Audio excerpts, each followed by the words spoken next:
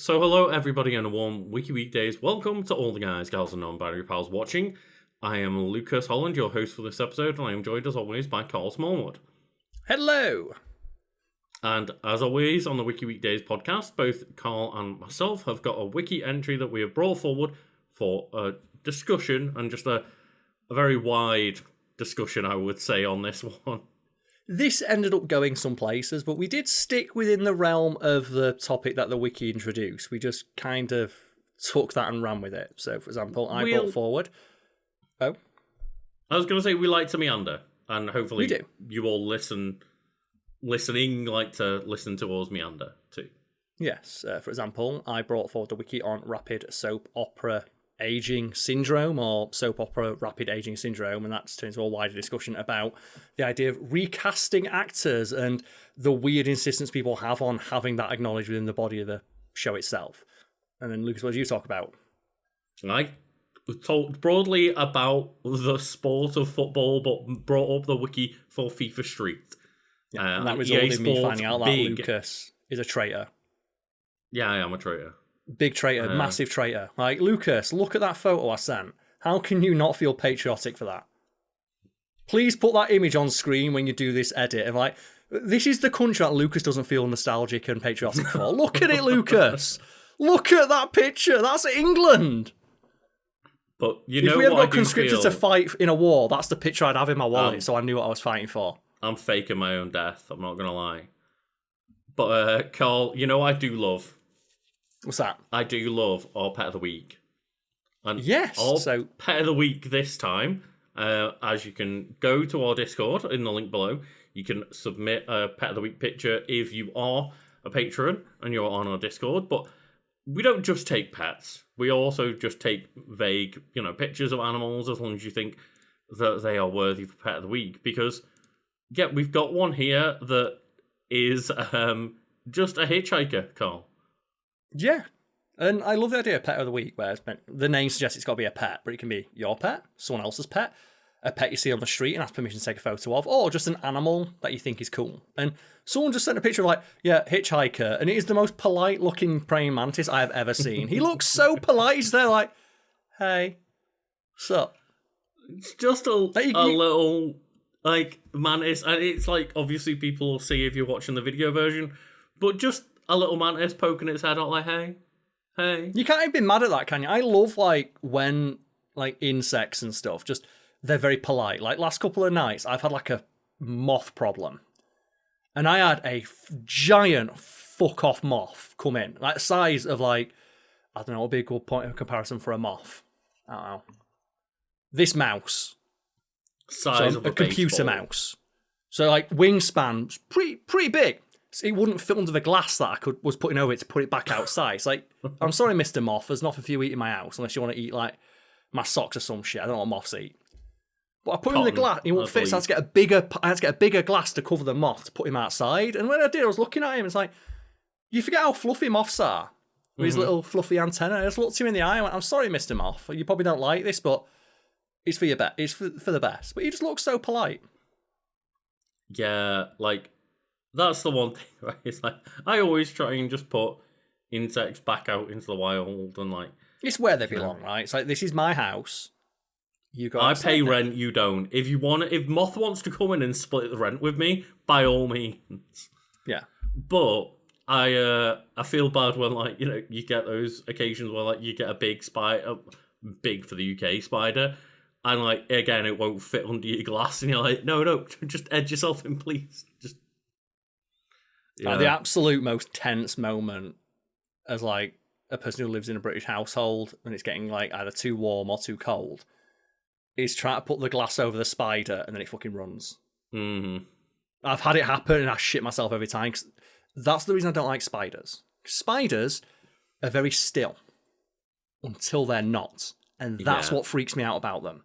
And when they'll just be sat there on your wall and they can be sat there for an hour without moving. The moment that glass goes near them, they go...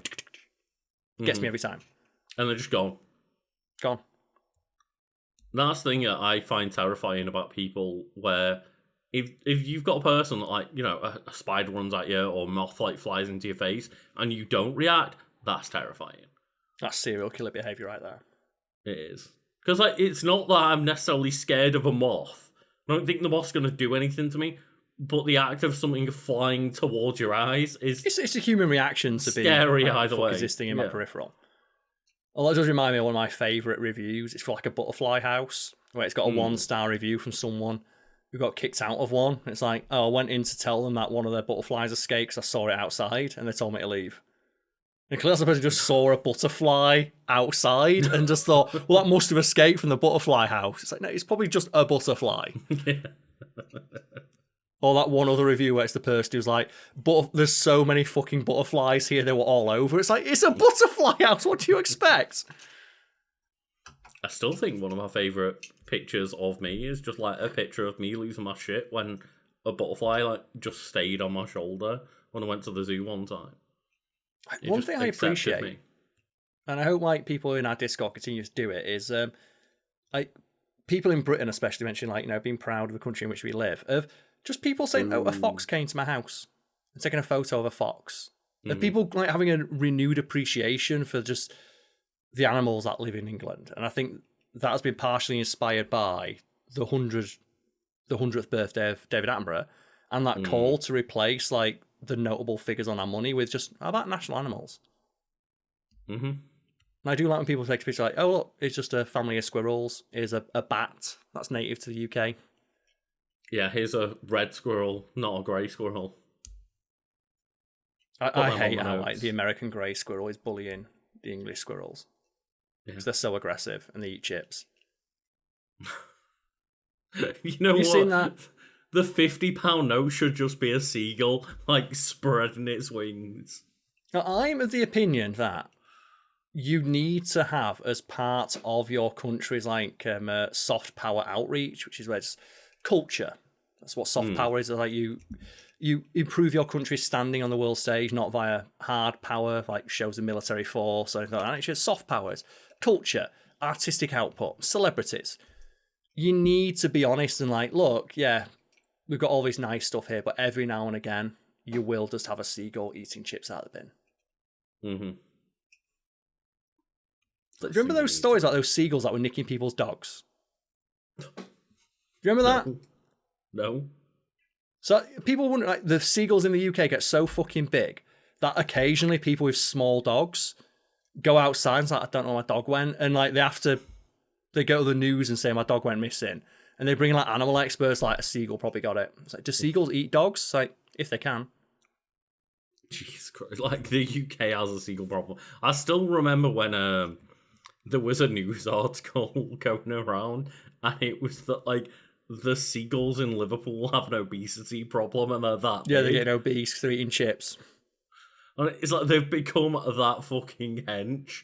There's like news article going around like they need to be stopped because they're aggressive. Oh God! It's like rats, man. Like rats are ridiculous, but you often hear stories about like rats becoming immune to poison. Or like, remember Pizza Rat? Where there was someone just saw that in New York. There was that rat that just had the entire slice of pizza. And it's like, that's too much. That's too much slice pizza of for a rat. Pizza that's like twice its bigger size. Than the rat. Like, can you imagine taking a pizza home that's bigger than yourself? I think the one for me, it's getting back to spiders and rats, is that Australian spider that got a fucking rat. And it's like, it's a good sized rat. And like, think about spiders, as big as a spider is. A spider, because it's all leg, it doesn't weigh that much. The idea that this spider is carrying something that must be several times its own weight and evidently killed it is fucking horrifying. I do want to know, like, what object do you get? You know, when we're talking about putting a glass over a spider, those giant, like, Australian huntsman spiders, what do you get? Yeah, you give it the D to your house and leave. It's like, I think. Do you get the car and drive it into the building and go, get in? One of the most tension-filled videos on YouTube, and I wouldn't recommend people go watch it unless they're good at dealing with spiders. It's a guy who has one of those in his house, and he's got like a bowl, like a mixing bowl that you'd use. He's on like a step ladder, and you can tell from frame one of the video. the spider's not big going to enough. fit in that bowl. Yeah. And you know exactly what's going to happen. Do you know those videos? It's like a car crash in slow motion where you know that something bad's going to happen, but you just have to watch to the end. And like I mentioned earlier, when the spider just knows it's about to be trapped, just what do you think it does? Just lets go of the seal and drops on the dude, and like the camera cuts out, and it's like, I don't know what happened, but I get the feeling that all three of those people are dead. The spider has the house now. Oh God. It's like the one of was that classic image of just the guy trying to put a sofa into the back of his car. It's one of the funniest fucking images of just like, it's a dude, like he's got a full sofa, he's tipping onto his, you're not getting that in, mate. You ever seen that? I think I have, yeah. But like, Australians out there, let us know, what the fuck do you do when one of those things What do you out? do? I imagine what you do is you just shoo it outside. I would imagine so, but like, it's gonna win the fight. If it doesn't feel like going outside, what the fuck do you do then? I think like the one for me is... I just want to know how they get in. That's why spiders freak me out of. You never know, especially the larger spiders. Like over here, they get like the size of a palm. The biggest spider I've seen is like the size of my palm. Yeah. Not the big, but that's pretty fucking big for like someone who's the most spiders you see are like money spiders or smaller like house spiders. Mm-hmm. That's the thing that freaks me out of. Like, and it's so noticeable because a spider, for example, on a white wall is so immediately obvious, which means that up until I saw it on the wall, it was in my house and I didn't realise. Where was it prior to that? How many other ones that can I not see that are in my house similarly hiding? Yeah, like, that's it. I understand how they get in when they're, a minuscule, like the size of a pea in their body. We have like a window open, right, and they come in at night. Their legs. I've got one at the moment where it's just on my ceiling in the corner there. It's small enough where I'm like, I'm not going to shoo that out. I'll go get a glass later and put it outside when it's cooler. It's clearly coming because the weather, it's cooler in my house than it is outside. So if I throw it out, it's going to come back in. But like, when you can slip through a crack in the window or something. But like, how does a fucking 4-foot spider sneak through a window? It scares me. Quickly. Yeah. But anyway, stop freaking you out about spiders. We've got the rest of the podcast to do. We do, yes. I hope you all enjoyed the rest. Yeah, we're going to hand off to ourselves from the past. Cheers. So, Karl, what wiki have you brought for us this week? I thought we could talk about something that we've both independently noticed on our own, media watching journeys over the last couple of weeks. Because you recently got into watching Avatar, right? The Last Airbender? So I've been seeing clips of, the live action and the cartoon version because of the live action coming out again. So I plan on watching it, yeah. And you've seen, the comparisons between the show and the live action version. And I commented on the fact that, in the live action version, they're having to truncate the entire story and cutting out huge, big story beats because the actors are aging so quickly that between seasons, the actor who played Aang has grown 1.5 foot. And it's really funny because now you have Zuko and Azula talking about hunt down that little kid, and he's taller than you.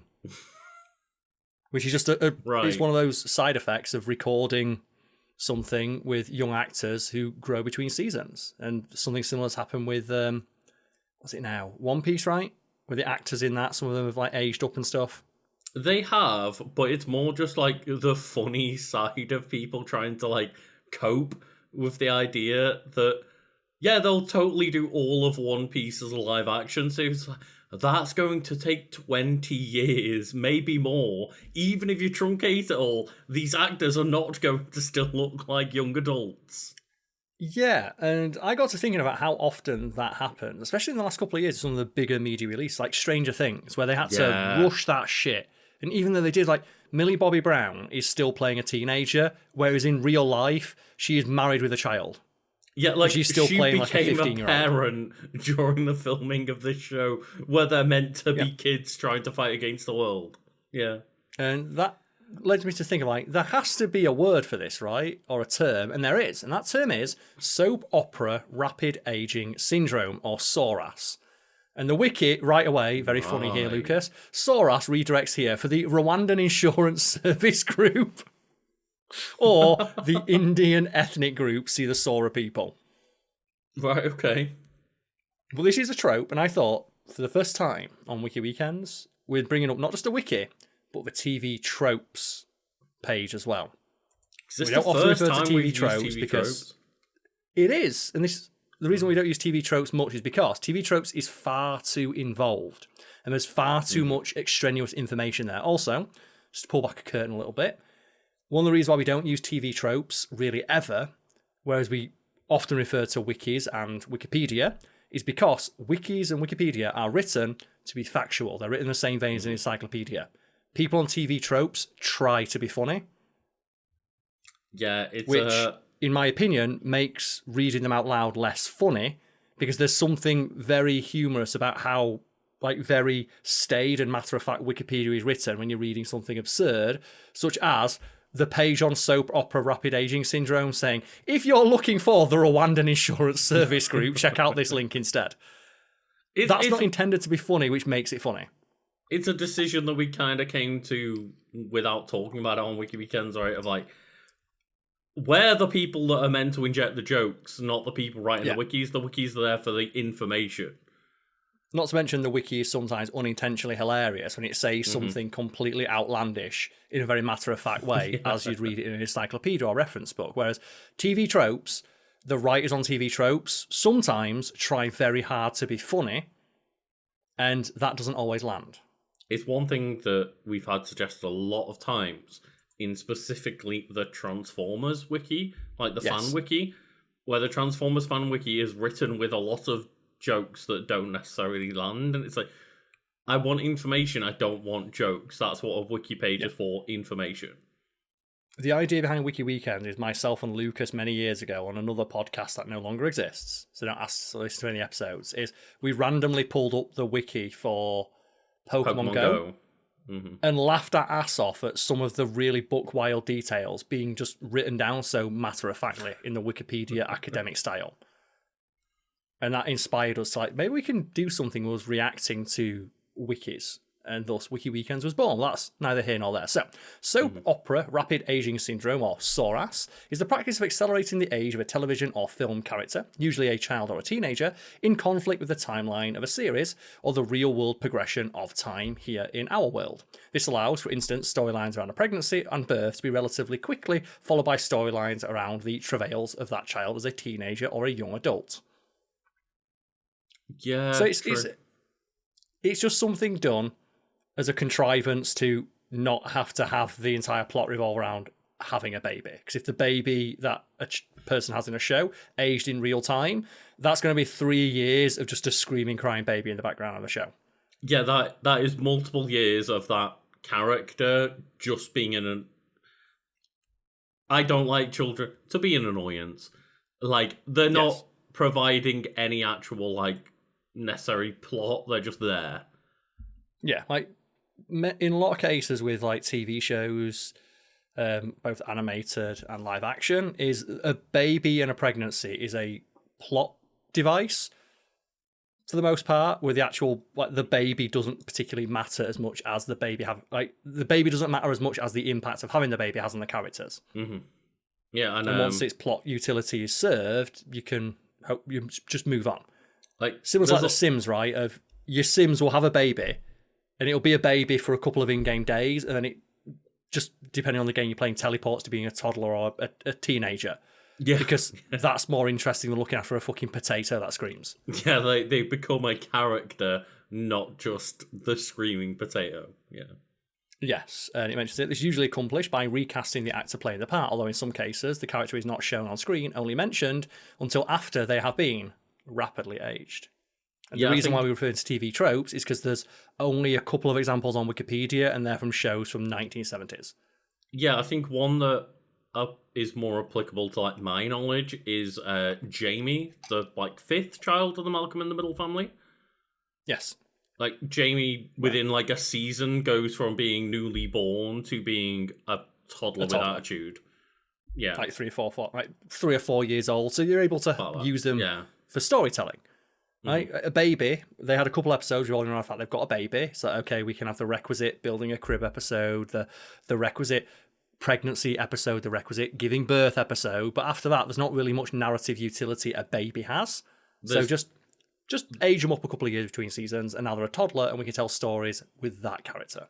Yeah, you can make some jokes about, like, how tired they are all the time and how busy they are with the baby and stuff, but, like, that's not that interesting for more than one episode. No, and another example I think of from live action would be Modern Family, where you have Lily, where first season it's about Mitch and Cam having their baby. You have all the usual sitcom shenanigans, rolling around a baby, building a crib, buying baby clothes, all that stuff. But then a couple of seasons down the line, let's bring in a new actress, and now Lily is aged up, so now we can tell stories with that character. Well, and some now she Joe, is a right? character. Like Joe, he also ages up between seasons. Joe becomes a toddler, like, almost immediately because they don't want to deal with him being a baby.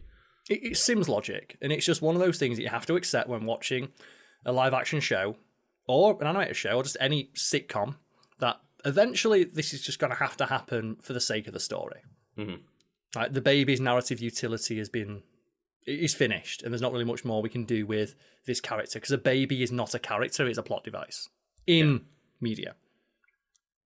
The process originated is most commonly used in daytime soap operas, though it's sometimes used in primetime shows. On sitcoms, a newborn infant character sometimes ages quickly into a kindergartner for greater comic potential. Yeah, makes sense. And then it says that the term, for anyone curious, was coined by Soap Opera Weekly founding editor-in-chief Mimi Torchin in the early days of the magazine, which began in 1989, and is now widely used in regard to the practice in soap operas, and is sometimes used as a verb as well. So the character was sorast. And obviously the term is based around soap operas, which we are, I guess, maybe a little less familiar with than something like a sitcom. And that's the thing, because the examples listed, it's like 3 or 4 soap operas and then nothing, whereas TV Tropes has far, far too many examples. And there's another thing about TV Tropes as well, of you can clearly tell there's something about they're just fans of a particular show, and they'll shoehorn it into the definition of a trope, even though it doesn't fit, arguably. Maybe we'll see some examples of that when we go to TV Tropes rather than Wikipedia, but yeah. Yeah, it's one of those of, like, it doesn't just have to fit into soap operas, but presumably it was something that was notably worthy of, naming it under soap operas earlier in television history. Well, here's the interesting thing, because, like, American soap operas presumably used it enough for it to become a noticeable, observable phenomenon and became the name of a trope. Mm-hmm. British soap operas don't have that, because British soap operas sometimes, or in a lot of cases, I should say, have the same actor, sometimes from childhood to adulthood. And the best example, I think it's like Alan Malachi at McIntyre. I'll double check who it is now, but he's the guy who plays Ian Beale. Oh, yeah, of course, yeah. Yeah, so he's played by Adam Woodyat, sorry, I know I said Malachi, but Adam Woodyat, who has played the character for nearly 50 years. Jesus. He has been playing the same character for 50 years. Yeah, I can't remember what sitcoms it's from. It might be also, I'm guessing, EastEnders, where Peggy, is it? The, like, woman who runs the bar? Yeah, Peggy Mitchell. Peggy Mitchell. Barbara Windsor, she was on the show for like 40 straight years. I don't remember. Is that EastEnders? That's EastEnders, right? EastEnders, yeah. She was Barbara Windsor. Yeah. She was the matron of the Queen Vic. Literally, like, 50 years. Yeah, well, she was already a grown woman when she appeared on the show. She was. Like, she'd been in, like, Carry On films and stuff. But with Adam Woodyat's case, it's fascinating, because he showed, his first appearance, he's like 11, 10 years old. And now he's like a 60-year-old man. Because I only knew Ian Beale as a fully grown man. Yeah, he has been, like, Adam Woodyat has been Ian Beale longer than he's been Adam Woodyat. Which is, like, I think we talked about this on the Frasier episode, right? Of, like, how weird is it that that guy has lived as his character for longer than he was ever himself? Mm-hmm. And, like, well, obviously, it's not like they don't live as themselves. We're just making a point, right? Of, like, the years that they weren't that character, it is less than the years they were the character. But what's really funny as well is, because I do know some examples on EastEnders where there's, like, the character of Ben, It was like Phil Mitchell's son, where he got recast like 3 fucking times. Oh my god. But the way they recasted him, because he gets cast like this little nerdy dipshit who gets picked on. Then he comes back and he's like a badass. But they explain that by having him sent to like juvenile detention. So he comes back like a hardened criminal and he's grown like a foot and he looks completely different. But they explain away his different characterization by, well, he was in a youth detention centre and it just hardened him as a character, which allows us to tell different stories with the character, because he clearly wasn't serving much narrative utility.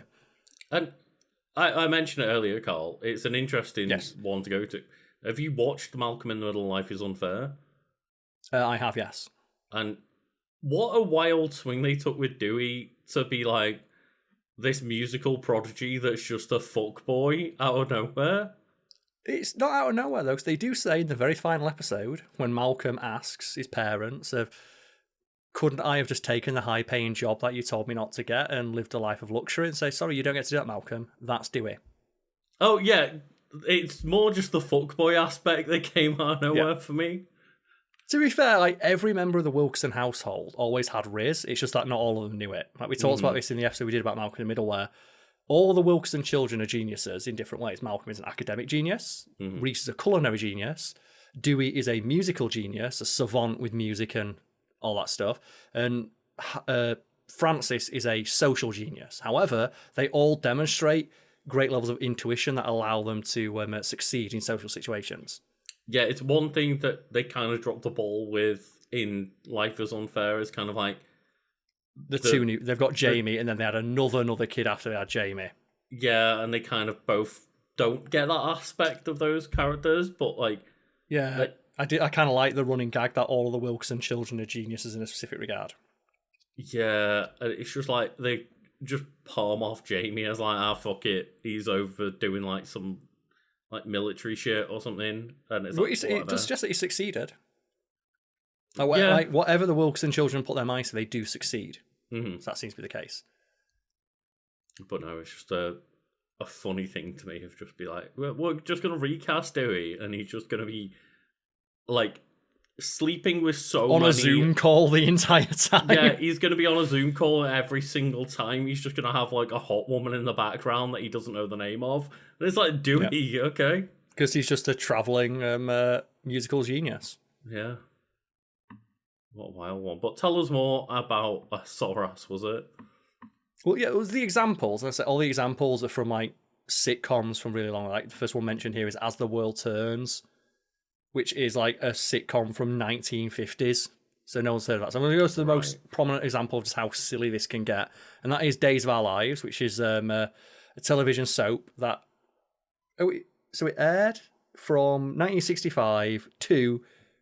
Oh, it's streamed new episodes on Peacock since 2020. So I think it's still ongoing. So Days of Our Lives is ongoing. And it's been ongoing since the 1960s, which says the repeated extensive use of soap opera rapid aging syndrome resulted in the character of Tom Horton and his great-great-grandson both working as doctors in the same hospital at the same time. Because over every couple of seasons, they just age up child characters so they can tell new stories with those characters. But that resulted in someone being in the same hospital as his great-great-grandson. So 4 generations later... And they're still working, and they're working in the same job. hospital. Here's the thing, though. Would you want someone who's a great-great-granddad operating on you? They're going to be some fucking shaky-ass hands doing that surgery, aren't they? I mean, even if you, really, really stretch it and say what, they were, 15 at a time, that's, 60 years... That the person's, retirement age already. Yeah. And then mention he's got to go through medical school and stuff. Well, it's the other example I think of in that regard is Chris Redfield, because we talked about Chris Redfield last week in the Patreon vote video that we put out. His backstory is so truncated because the events of Resident Evil take place over such a short amount of time relative to the time the game's released in our world. Chris Redfield was a qualified Air Force pilot when he was 18. But we'll move over now to TV tropes because there's the only other example. That's the only one I'm familiar with. I'm only familiar with Days of Our Lives because that's the thing that Joey appears on in Friends. The rest of them As the World Turns, that's All where My I Children. Know that. Yeah, that's where you know the name from. And Jersey Boys. I was like, Days of But- Our Lives, I know that name, but I didn't know where from. Yeah. It's the show that Joey appears on. Dr. Drake Ramore. I didn't realise that was a real TV show. It's a real TV show. Joe, like the stupid book wild ass stuff they do with Joey's character, like he went into a fucking like coma and they put his brain in someone else and he plays like someone else. That I forget how wild like, American soap operas get. Because my only knowledge of American soap operas is Friends and Joey's portrayal as the character of Drake Ramore and Calculon. They're my only two like reference points for American soaps. And then obviously the ones that have escaped like containment because they're just part of pop culture osmosis, such as Dallas, which literally had an entire season that was a dream. God, They literally wrote off an entire season of a show of like, it's like I think Who Shot JR, but they liked the character, so he's brought him back and said no, it was a dream. The entire season was a dream. I also love how like weird and wild, like even more so over the top, the American ones, the Mexican ones, the Indian ones, the Korean ones, and they just go like a friend of mine, batshit insane. A friend of mine's been getting into C dramas, so Chinese dramas, and they're like, yeah, I'm watching one that's about like Chinese empress who's just fucking all of it joint. And every 30 seconds, there's just a new hot person comes in and tries to flirt with the queen. It's great. We do, Lucas, have the various different examples of this trope listed by TV tropes. So we have anime and manga, comic books, film, live action, literature, soap opera, live action, newspaper comics, tabletop games, theatre, video games, webcomics, Western animation. So is any of those topics you think we should, or any of those subheaders you'd like to cover first before we get into soap operas for the last one? Let's go to anime. That should be some dumb stuff. There are two examples. Subverted in Crayon Shin-chan. That's the character of Himawari. Yeah. She goes overnight from a normal infant to like a 2 to 3-year-old toddler. But she's still referred to as an infant in the show. And then we have Pokemon the series. Professor Burnett was revealed to be pregnant in the episode, where Ashley's Alola behind. By the time he returns in Pokemon Journeys the series, she'd already given birth despite the blatant obvious passage of time. Ashley's still billed as being 10 years old. Yeah, and that's another like kind of reverse aspect of this trip, right? The non-aging characters. Yeah, like that's another trope entirely. Mm-hmm. Yeah, and I'm sure TV Tropes has a far more elaborate page than needs to exist describing it. Yeah, because like Ash Ketchum, as you say, is 10-year-old throughout the entire 30 years worth of his anime, and he goes through multiple regions, goes through many competitions, and even by the time he's like the champion in the Alola region, he's still a 10-year-old child that then goes all the way back through his previous regions to find all his old friends and stuff. Yeah, it's just a contrivance that you have to accept. Like, it's just, as much as I hate saying turn off your brain, you kind of have to for stuff like this. Like, if you want to bitch about it, just go to Cinema Sins. Yeah, and let them do it. The point is that anime is there to convert 10-year-olds or kids around that age into being Pokemon fans. That is the aim of that media. There you go. Yeah.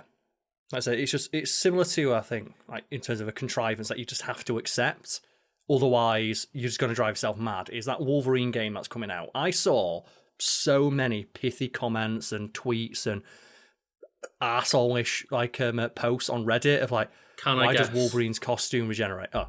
Okay, yeah, I was going to say, why does his costume regenerate? Yeah. It's like, because it's a fucking video game. Yeah.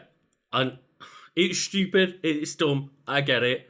But like, you could look at the reverse option, where Batman in Arkham Asylum, Arkham City, stuff like that, in those Arkham games, his suit deteriorates over time. But what happens if I play a fucking badass Batman that doesn't get hit? Why is my suit deteriorating over time? Yeah, it's a gameplay contrivance, and yeah, I hate saying that because we spend so much time on Wiki Weekdays breaking down media and its meaning and the intent behind it. But just sometimes you got to do that Freud quote of sometimes a cigar is just a cigar. Like some things just you don't need to overthink them. Why does Wolverine's costume regenerate? Because it'd have been a ball ache to animate it otherwise. Next question. It's an Why does this need to be unfortunate 5 side days on Reddit? effect. It's an unfortunate side effect of the fact that this needs to be a video game. Yeah. And it looks a bit stupid, but hey ho. And I will take a side tangent, Karl. Go for it.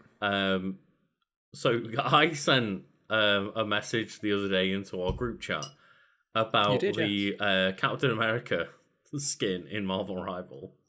Oh, is that one where he's got a huge fucking dong out? Like, you don't need Mjolnir with a hammer like that. He's got a dong that literally clips through both the up and bottom side of a chair. They nerfed it, and I'm very upset. Did they reduce the size of his dong? they nerfed Captain America, Karl. They nerfed his dicks. Like, how often does that happen in both?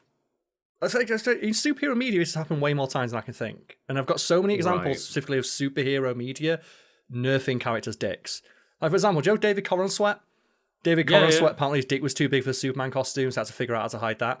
Same with, what's his name? Brandon Routh. I wasn't going to say that. I was Brandon Routh also apparently just like massive hog. They had to make him wear tighter than average underwear when in the Superman costume because his dick was so big it was distracting. I was going to say the Marvel character, the one that's like the Fishman guy. Can't remember the name of Namor. That's it. Yeah, Namor apparently had a distractingly big, lower region, and so let's give the guy and his massive dick credit. So that's Tenoch Huerta. Yeah, or Tenoch Huerta, I think that's how it's pronounced. But yeah, apparently just giant fucking hog, just was distractingly large to the point they had to CGI it out. They CG'd him down. It's like, oh god, I can't imagine the boost to your ego as an actor that you would get from that. Right, of your dick was so big that they had to CGI the bumps. Like another one, Richard Madden. Icarus from Eternals, his costume, he has like the weird little like flap in front of his dick. Apparently that was put there because Richard Madden's dick was too big and he had to just put a little flap in front of it, otherwise you'd be looking at his dick. I can't remember what movie it was for, but apparently like they also had like a scene with Willem Dafoe in a movie where he was distractingly huge. Yes, so that was for Antichrist, and that is the film where it's a rough watch, but it gets memed on a lot because that's the film where Willem Dafoe's wife nails into his penis. Oh. And for that scene, he had to be naked, but Willem Dafoe's dick was so big that it distracted from the intent of that scene, which is it's supposed to be very, very tense. And they had to bring in a body double with a smaller dick. And I can't imagine, actors. There's got to be some ego there, right? Like, oh, you're a body double for Willem Dafoe. It's a nude scene. I bet the body was like, oh, so is Dafoe not wanting to do a nude scene? Is he not confident? No, he was happy to do it. What's the matter then? Is it like, is he not in shape enough? No, he's in decent shape. So his dick was too big. So I'm being brought. Your dick's smaller than his. Yeah, we need a smaller, more petite penis for this scene. Whip it out. We're going to nail some fake nails directly to the center of it. Bringing it back to Marvel Rivals, I'm just going to say, like, the TNA in that game when it comes to the women is so egregious. Let Captain Hog just be Captain Hog. Yeah, and I hate I hate the double standards here of, like you said, that game has some of the most. We've got a mutual friend who every time they release like a costume for like one of the female characters, he refers to it as criminal. Criminal, yeah. It's so egregious how hypersexualized this costume is. The moment one of the male characters gets... People say, oh, the male characters got the shirts off. It's like, that's framed from the male gaze where they look powerful and buff. You can tell that it's framed from the male gaze because the moment there's something that makes men uncomfortable, Captain America's giant swinging dong, that immediately gets nerfed. And I'm gonna say it outright, put it back in. Out myself. I'm gonna out myself. I'm a person. I have some of those skins. I earned them in game. I didn't pay for them. But like I have that Malice skin from the Invisible Woman. I'm not gonna deny it. But keep Captain Hog in there. Yeah, don't nerf him. There's plenty of titillation for male players out there. Why not the same for women? Yeah. That's what equality is. Equality is like give Captain America his giant swinging hog. And that's why I said you can tell it's framed for the male gaze because the moment it was too sexualized, they immediately nerfed it because men felt uncomfortable looking at a giant like flipping around down. And it's wild how many examples that there is specifically from superhero movies of just actors' dicks being too big. It's so fucking funny. It's so funny. Oh, Just like a lot of superhero media is framed as being child friendly, so it must be such an awkward conversation. Like imagine David Corenswet of like, you're going to be Superman, like the original superhero, and we're going to do it to a more hopeful Superman that doesn't fucking snap a dude's neck in a final act. You're going to be a hope for a new generation. Puts the costume on, dick's too big. we got to sort that dick out, man. that's why, I'm not against the idea of just, fuck it, everyone's wearing those bat-nip suits with the cod pieces and the nips on. The cod piece, like, it's overt, but like, the cod piece is fair, right? It's fair. Every actor, regardless of size, has the right size cod piece for the costume. It's like it's in proportion. If anyone curious what they do with Superman costumes, they sew a cod piece into the suit of the Superman costume. This has apparently been an argument all the way back to like the Christopher Reeve days, where apparently for the Christopher Reeve like costume fitting, they had an argument between the costume designer and the director of how big Superman's dick should be. It's like the director was of the opinion that, well, Superman is a Superman. He's the ultimate example of what the human body can be. Surely he should have a supersized penis. Whereas the costume director says, even if Superman does have a big swinging dong, he'd be modest enough to cover it. And they won out. And what they had to do is they created a literal metal cod piece for the suit that apparently, like, Margot Kidder, like, who played Lois Lane, between takes would flick it because it made a metallic ting. Which, you know what, they should have left that in and just made it canon, and that Superman's dick's just, like, fucking metallic, like, ting! Ting!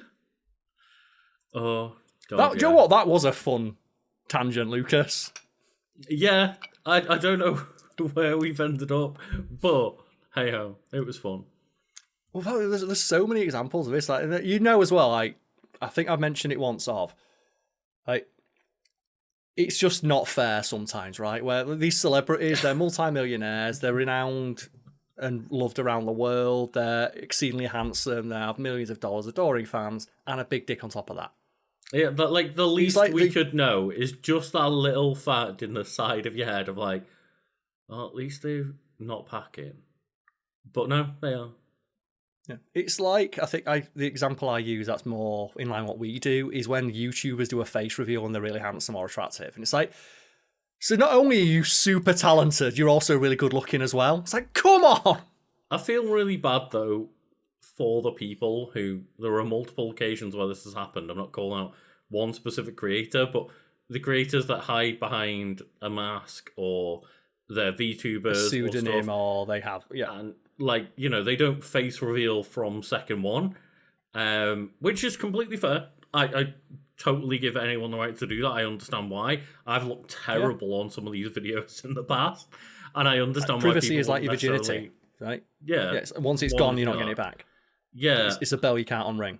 And I feel really bad when regular people reveal themselves and everyone's disappointed they look like regular people. And it's like, what did you expect? No, they just look like a dude. Like, people will do a face reveal and it's they just look like a regular person. It's like, what? So, yeah. Yeah. I don't know. Like, did you fucking expect, like, fucking... What's his name? Corenswet behind there, like David Corenswet. David Corenswet, that's it. Like, did you expect Willem Dafoe, Tom Holland to be like this YouTuber? And it's like they'll lose subscribers for doing the one thing just everyone's like always asked them for. Yeah. I will single out as like Willem Dafoe. I think he's a handsome guy, but he himself has talked about how like he's not classically handsome. And there's a great interview with him where he's asked of like, when is it you knew you were famous?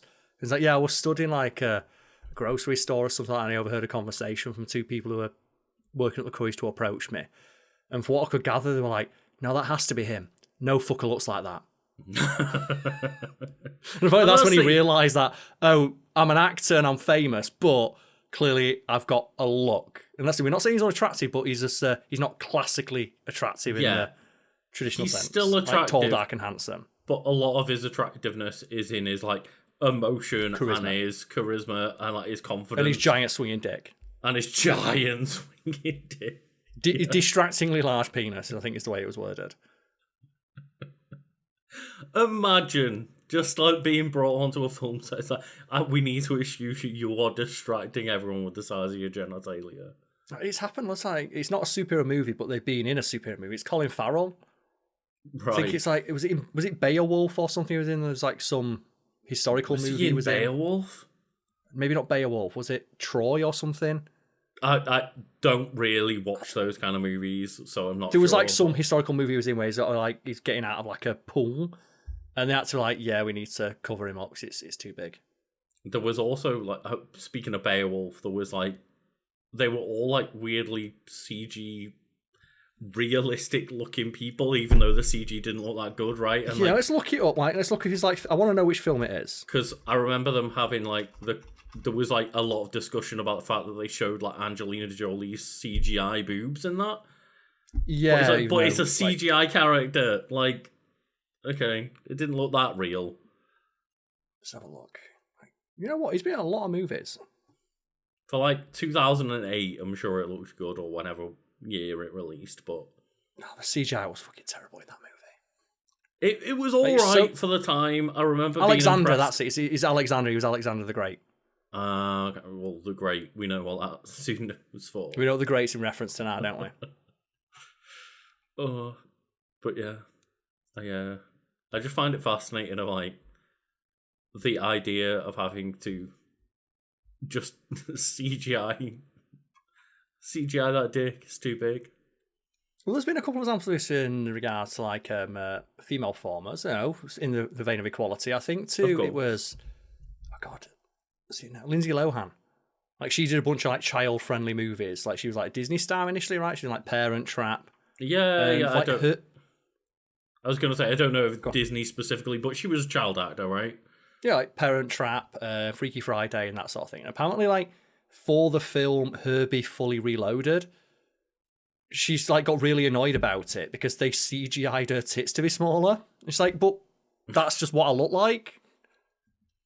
Yeah, they were CGIing out her breasts and like photoshopping them on the cover. It's like, well, you look too sexualized. It's like, but I've just got boobs. Yeah, and that you know, as we've talked about with the male actors, it's just an unfortunate side effect of like, we want to make this movie family friendly. We don't particularly want something to be like noticeably sexualized. It's like, yeah, I get it. Even though the human body should not be sexualized if it's not presented in that fashion, right? It's like, it's just same like David Corenswet. He's just a dude who happens to be packing, wearing a tight fitting suit. Yeah, Attention is not being drawn to his dick, but his dick via it's just sheer mass draws the eye, much in the same way like a solar eclipse does. You're not supposed to look directly at it, but you can't help it. It's too beautiful. It's one of those weird things, right? Of like, say for example, if they didn't CGI like Namor, like, yeah, he's got a big package, but at the same time, they're not focusing on it. It's not like the Transformers even if they didn't, movie. it would still draw the eye, right? Yeah. I get the conversation that needs to be out there, but it's not like the Transformers movies where like they are ostensibly made for like kids / all ages, but they have scenes where like Megan Fox is in like the short shorts and the tank top, and Yeah. like the camera is zoomed in all the way in on her ass, and it's like, Yeah. there's a big difference between how you shoot those things. Yeah, it's like I heard a rumour that Michael Bay developed a new lens specifically that would fit directly into her arsehole. That's how close it got. It's ridiculous. But, you know, we get back now to soap opera rapid aging syndrome and sitcom examples. So, Brady Bunch, Boy Meets World, The Connors, Family Matters. I'm not familiar with those shows, but we do have The Fresh Prince of Bel-Air. So it called attention to this when the newborn Nikki Banks is replaced with a 6-year-old actor, Ross Bagley. Nikki walked into the room while Jazz was talking to Will, prompting the former to ask who he was, and Will says that's baby Nikki while mugging to the camera. And I did like that. Fresh Prince of Bel-Air just drew attention to shit like that. Like it's similar to the Iron Man 2 bit, right? Of when like Rhodey walks in. Rhodey walking in and just going, "I'm here, just deal with it," right? Yeah. Like, I know that this is weird, but okay, it's a movie. Fucking move on. It's like the thing we mentioned earlier, right? It's just, why does Wolverine's costume change or recover when he does? Because it fucking does. It's a video game. Deal with it. Why did Rhodey's actor change between movies? It's like, because the actor didn't want to come back for the sequel without a shit ton of money and they went crazy and invented teriology. So we got Don Cheadle instead. Fucking deal with it. Karl, I believe that you mean that they had an awakening and invented new mathematics. We're not talking about teleology, fuck it, but just sometimes you have to accept that. Why did this thing change? Because it fucking did deal with it. Mm-hmm. Sometimes things just happen, you have to roll with it. I can't imagine the opposite of this trope being interesting, where just they kept the baby a baby for 4 years. I also can't imagine how annoying it'd be if the show had to take time to try and explain away the change. Yeah, I much prefer the idea of just, you hang a lampshade on it, the name of another trope, if you draw attention to it so the audience knows, yes, we know that you know that this is weird, we're going to draw attention to it, we're all going to have that wink, wink, nudge, nudge, like, and then move on so we can tell the story we want to tell. So when Rhodey walks in, I'm here, it's me, let's move on. You get the reference and they never mention it again. Yeah, I don't necessarily think that the self-acknowledgement works in a soap opera all the time, because at least as far as I'm aware, British soap operas take themselves relatively seriously. I think the wink, wink, nudge, nudge would not work. But I think you get away with a sly reference. Yeah, but not quite the Fresh Prince approach of a new character walking in and mugging to camera, right? Yeah. But for example, you have it's My Wife and Kids, and that's another sitcom led by I forget, one of the Wayans brothers. But between seasons, they recast the daughter, and she walks downstairs. It's like, oh, did you do something with your hair, honey? She's like, no. It's like, oh, you look like a whole different person. Right. Like you probably get something like that maybe, because that is a sitcom. It is humorous, but I want to say, I can't think of a specific example. I think like the example with Ben from EastEnders that I mentioned earlier. I do think a character says he almost looks like a different person. It's like, yeah, prison changes you. Yeah. I think that's you might get away with a reference like that. Oh, like the Iron Man movie. There's comedic elements there, but I think Rhodey just very matter of factly saying, "Look, I'm here. It's me. Deal with it." Yeah, like that's not even that comedic. It's just like, let's move on. Like, this doesn't need to be a big point, and I think that's like one of the most elegant ways that a recasting has been done in like a big, massive blockbuster movie. Is like, yeah, it's me. Move on. I think, like, what is the alternative you'd have there? Have you got to come up with some convoluted explanation to explain why the actor's face changed, which doesn't materially impact anything anyway? And that's the thing is, I'm not saying it's necessarily like the greatest way to do it, but I think it's like efficient, right? It's just literally just acknowledge it at all. Let's move on. Yeah, never acknowledge it at all, or have that one moment of reference. Like, an example then. I forget what it was. What a sausage I am. But we have some other examples here. Like you mentioned, Modern Family. They apparently the twins they used to play Lily initially just were difficult to work with. Also, there's a lot of rules about working with the baby. I think the rules for working with a baby, a newborn is 15 minutes a day. Past 1 year old is an hour per day, which is why they often hire twins. Because then you get, rather than 1 hour per day, you get 1 hour with each twin. And kids past the age of 4 or 5. It's like a couple hours per day, so you get more time with them as a character and as an actor. That's why you use twins, right? It's like, I think that's what I like. I can't remember the names now, but the people who played like Zach and Cody, they played Ben in Friends as like the kid, and just if you hire twins, you get 2 hours worth of usage rather than one, like. And even in that case, they eventually just got rid of that character to the point where, again, just drawing attention to it, in the one of the final episodes of the show where like Ross and Rachel have their baby, and you have like Ross's dad sat there like, "I finally have a grandchild." It's like Ben, Ben, and he just goes, "Oh, I forgot," because he's not being relevant as a storytelling device for like 5 seasons. Yeah, he's literally just been gone for half of the show. But I find it funny. Actually, I remember the example now of Joe. I was thinking of an example of it trying to be explained why the actor changed, and I can think of only one example of this, and it's from the script of RoboCop 3. So in RoboCop 3, they got rid of Peter Weller. He didn't want to come back. He's like, "Fuck being RoboCop. I want to go do something else now. I'm going to be TJ Laser again," or whatever he did. And in the initial script, to explain away the change of actors, they had a scene where Murphy gets into a firefight where his face gets burned off, and they had to make him a new face. And that new face would have been the new actor they got into play him. Mm-hmm. And then they realise during the, pre-production of, well, who gives a fuck? Just bring a new actor in and never mention it. Because ultimately all you're doing there is spending a shit ton of money to draw attention to a casting dispute. Why would you do that? Just change the actor and never mention it. Fair, yeah.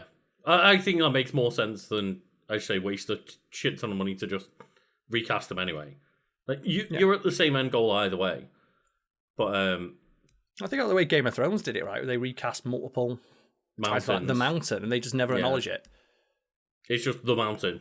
Don't worry about it. Like, you don't need to acknowledge it. And I do find it strange how there's people out there who refuse to accept that just sometimes there's stuff that we're not privy to, whether it be like, pay disputes or just actors not wanting to return to the role, where a recast is required or they need to bring somebody else in for that moment. At the end of the day, and it's just something we're not privy to. Yeah, the character is still the character. They might just look a bit different. But there's people who get genuinely upset by the idea that they don't get to know why. Yeah. Even though sometimes the reason why is very private. There's one really funny, anti-example of this, is that... Okay, go for it. In Arrested Development, there is a character of Anne. And that is, George Michael Bluth's, girlfriend, who's meant to be really, really forgettable. And yes. The plan was that the joke every episode would be every time she turns up, there's a new actress. And every time she's just recast. A meta joke about the fact she's so unmemorable that. She's so unmemorable that literally every time she appears, she's a different person. But she's still the same character. And they did that for one time. And then the second time that Anne appeared, I believe, I think it's second or third, I think it's second, it was Mae Whitman. And Mae Whitman was so good at being bland Anne that they were, okay, abandon it, just keep Mae Whitman as Anne, because she's that good at fucking nothing. One of my favourite running gags is just the fact that no one seems to like her, but then Michael Cera's character's isn't she great? Sometimes she'll have an egg. It's a mayo egg. Yeah, she carries around little mayonnaise packs with her, and who plays the dad again? Jason Bateman. Jason Bateman, and I just fucking love just his look of just her. Because the running gag is oh, it's Anne. It's who or her, and the whole point was meant to be that she'd get replaced every time. But Mae Whitman is so good in that role. She's such a good comedic actor. It's we can't let this one go. No, because if we replace with someone else, they might have as a good comedic talent as she does, and we'd be missing out on many storylines and jokes and gags that we could tell with her in the role. And it's so weird to be she's so funny at being bland, but she is. It's a talent. It's such a weird thing to explain. You're so good at being completely nothing in a comedic way. It's what do you mean? But yeah. Well, I think one of the greatest comedic actors of all time, Leslie Nielsen, cut his teeth in serious dramas. Mm-hmm. He was in the Poseidon Adventures, the captain in that, and Trip to the Forbidden Planet and stuff these old sci-fi and drama movies.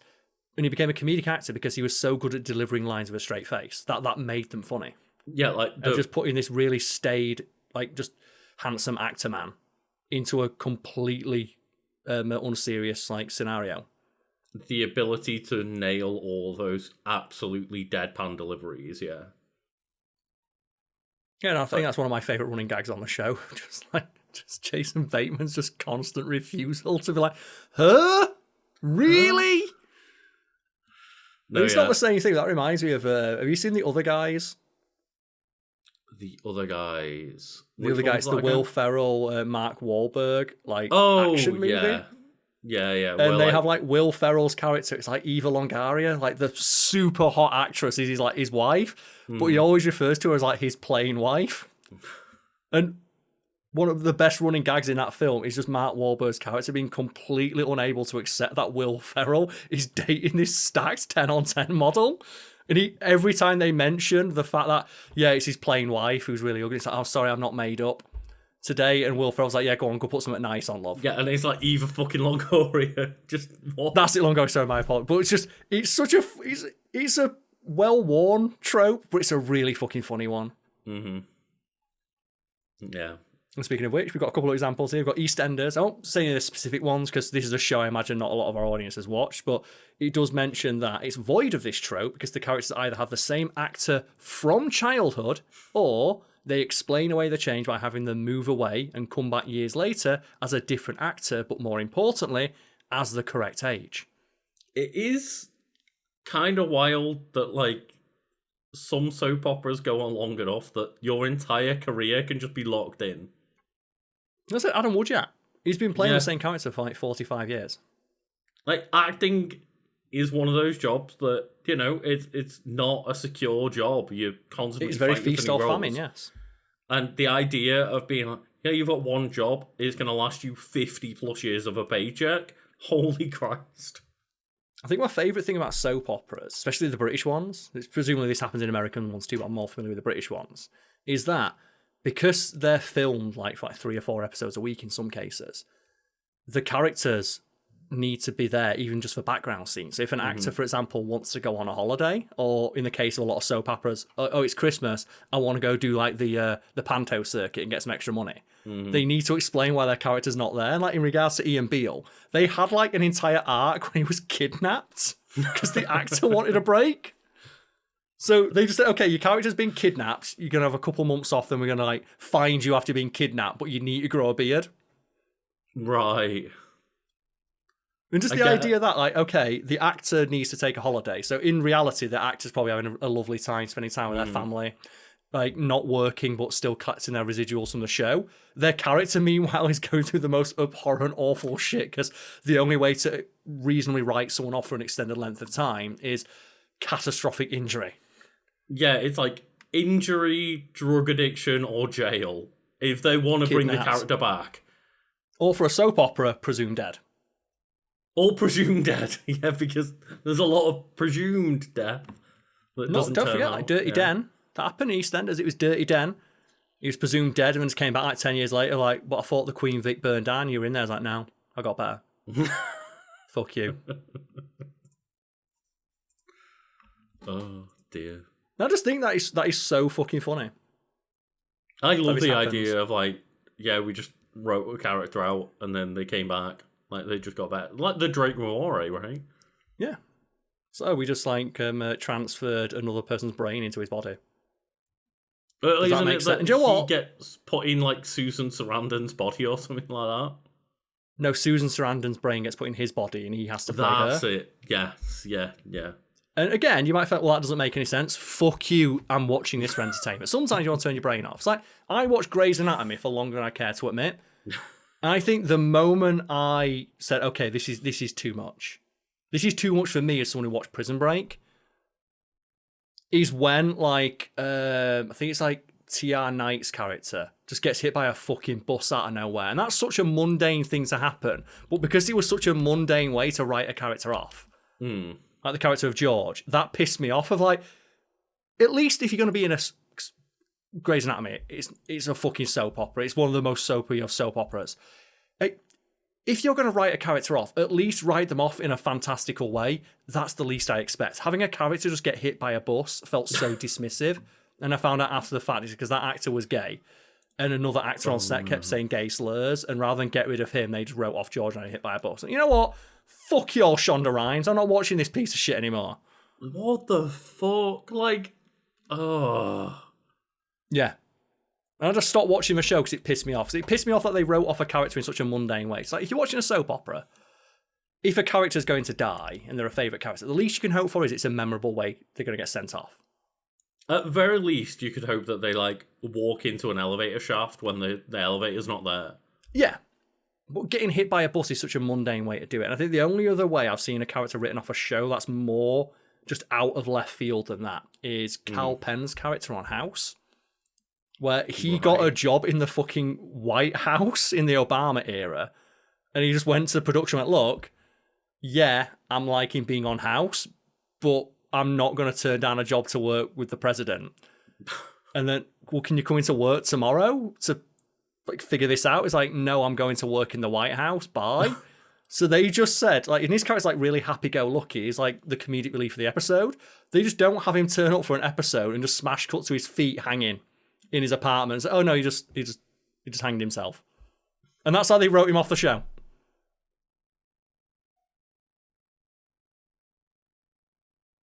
Right.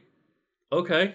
And again, he just feels weirdly dismissive as a way to get rid of the actor. It almost feels like vindictive. And I imagine there probably was some element of that because, you've left us high and dry by just fucking off and not fulfilling your contract. So we're going to not leave the door open for your character. It's similar to, I think the worst example of that is The Simpsons, and it is Maud Flanders. Where the voice actress for something Maud, to do with the voice actor? Right. It was a pay dispute where everyone else lived in LA or close enough to come to a studio, and Maud Flanders' voice actress. I'll just double check who the voice actress is now. 'Cause I think she occasionally comes back for like flashbacks and stuff. Yeah, like she's not completely written out of the show. Like she occasionally appears, but she's like a side character now. But she is voiced by Maggie Roswell. Right. So it was Maggie Roswell. And briefly, they had some other people step in while she was on hiatus from the role. But it was Maggie Roswell. She lived far enough away where she couldn't make it to the studio to record in person. She made a very simple request of, I want a raise in pay, not a ridiculous amount. I just want you to cover my airfare. Because she said, I can record remotely. It's the 90s, admittedly. The technology wasn't perfect. But she said, I can record remotely, and I do that for other voice acting gigs. Other voice acting gigs let me record remotely in my home, in my own studio that is professional quality, and send the tapes to them. If you don't want me to do that, pay my airfare. And they said, no, fuck you, and killed the character off.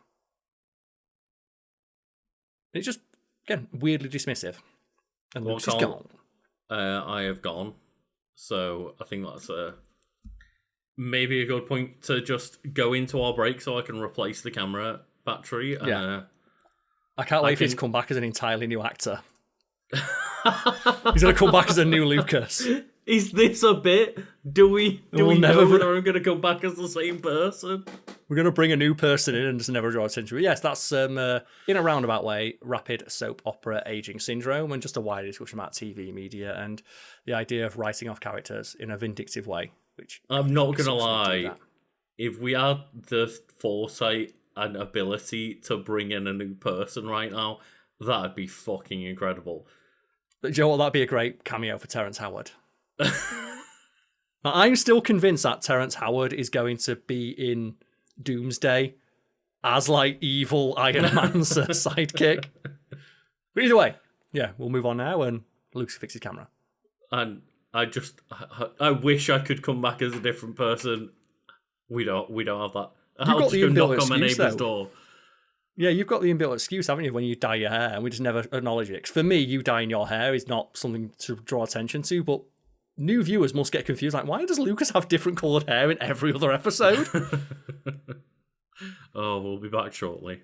So, Lucas, I have returned, clearly wearing the exact same outfit I was wearing before. What are you on about? Stop talking about it. It's all good. But wait, have you actually changed clothes? Wiki. No. I don't remember what Karl was wearing. Do you know what? That's because Lucas is too busy looking into these baby blues, which aren't blue, they're green. I'm too busy looking into those sweet, sweet eyes. The thing about like eye colour is, I have had multiple like relationships, not fall apart, but there's been some like icy like evenings when I've forgotten or just not realised what colour my partner's eyes were. Because who really gives a fuck at the end of the day? Eyes come in like one of three colours. But at the same time, it's like, how do you know? Yes, but how do you not know what colour my eyes are? You look into them every day, and I think the one time I try it, and Karl, this is like, what colour are my eyes right now? I don't know. Yours are green, right? No, They're blue. Bluey grey. Yeah. What's the thing? You get 1 in 3 guess, right? Like last thing is, it's what colour are mine? They're green. Green, like the green screen you were born in, Karl. Yeah. I only know that because you told me. If you'd asked me before, I probably would have guessed brown. I think, let's have a look. I'll say that they're a greenish colour. Carl's going all the way in. Like, for any audio listeners, you need to see how high def Carl's eye is right now. You tell me. I'd say that's like a greenish colour. Greeny. See, no one ever seems to know what colour my fucking eyes are. 'Cause it's always like greeny, bluey, whatever. But I don't give a shit. But the one time I tried to talk my out of it with an ex. It's like, how do you know what colour my eyes are? Because I'm always looking at your fat ass. And she went, because I said it in public in a restaurant, and maybe I shouldn't have done that. But moving swiftly on, we have a few things to shout out. That was me. I was the ex. A few things to shout out before we move on to Lucas's Wiki. We have the live stream that we finally got set up, and you can click on, if you're watching this video version, just click on the little Wiki Weekend symbol, and you'll see it says live below it. You can go watch a ongoing, endless stream of some of mine and Lucas's favourite content, as well as some of the content that you, our audience, has enjoyed the most, at least in terms of views. We'll be updating that as and when we're able to, because on the back end we're getting a few details hammered down, but for the most part that should run fairly seamlessly. And if you want to support this channel, but you can't or aren't willing to subscribe to our Patreon and support us financially, you can support us by watching this video, liking this video, commenting this video, going to our Discord and interact with the community, or simply just watching that live stream in the background. Honestly, it's a conversation that I've not had to have, but have had in work a few times, because I work with a rather large group of people, and a few of them have started watching the channel and stuff, and I'm like, okay, cool. Hello. Hi. I've said to, oh, cool. Have you told your friend that we're a good channel? No. Well, could you do that at the very least? It's free. You can do that. The thing is, how often do you actually recommend something like that? Right? Joe, it's that classic response, isn't it, to the person who's that the Windows survey of would you recommend this to a friend? It's like answer, other, insert, no, I don't randomly bring up my operating system in conversation with my friends. So I understand it from that perspective. I get it, and we're not the best at doing it either. I'm not saying that I'm better, but every now and then I'll just send a video to our group chat or whatever, or recommend it in a group conversation, or just normally what it really is that when we're drunk at 2:00 in the morning, someone goes, has anyone got a good YouTube video to put on? And it's like, yeah, I know something. You suggest your own, because that way it shows up in their recommendations for the next day. That's the way to do it. But I understand that people don't go around recommending YouTube channels to their friends. But you can if you want to support it. Just watch that live stream. If you're in need of background noise or white noise to sleep at night, as I know myself and Lucas are, that's a good way to support us without really doing anything. You can literally sleep to that and support the channel. And if you want some new content, you can also head over to our Patreon, and people on the whatever tier it is, I don't remember, but people on the correct tier can go and watch the newest exclusive Patreon video that we did, where I challenge Karl to guess who's that Pokemon, with prizes included. Yes. This isn't the prize, but this is a Pokemon. It's my favourite Pokemon. What colour are Mareep's eyes? A deadly black and white. No, yeah, because you know what? Those aren't the eyes of mercy. Those are the eyes of the apex predator right there. Do you know the worst bit about this Mareep plush? It's a really cute plush, but you can put your finger underneath his little tuft of hair. So it feels like he's wearing a little wig. See, poor Mareep. Maybe that's what I need to do, Karl, because to pull back a little bit, Karl over on that video was fighting for the chance to win either a shiny Shedinja, which is Karl's favourite Pokemon, or a Pokemon card of Karl's choosing, and go watch that video to find out whether Karl achieved that or not. But Karl also gave me the idea of doing a super horrible, Master Ball level version of that Pokemon quiz, and maybe I could the offer... fuck you version of the quiz, right? I want the version of that quiz where you're as dickish as that guy in the anime who's like, what is this Pokemon? It's a perfect circle, so it's obviously a Voltorb or an Electro. It's like, no, it's a Jigglypuff from above. I'm tempted to say that if you beat that version, you get the life-size Mareep plush. Oh on that 4-foot one. Like, is that one of the greatest tweets ever of, like, it's just me in bed, my girlfriend, and her 4-foot Marie plush? It's like 4 foot, if people don't know. It's one of the funniest tweets. Oh. Like, it's an absolute just certified hood classic right there. But yeah, go check out that video if you'd like to see more from us. Yeah, or just, click on the various links you'll find on screen, or just listen to this podcast to the end. Either way, you're supporting the channel and myself and Lucas in this creative endeavour that we find oh so fulfilling, and that's very much appreciated. Hell yeah. Well, Lucas, what have you brought forward for discussion today, Monfrere?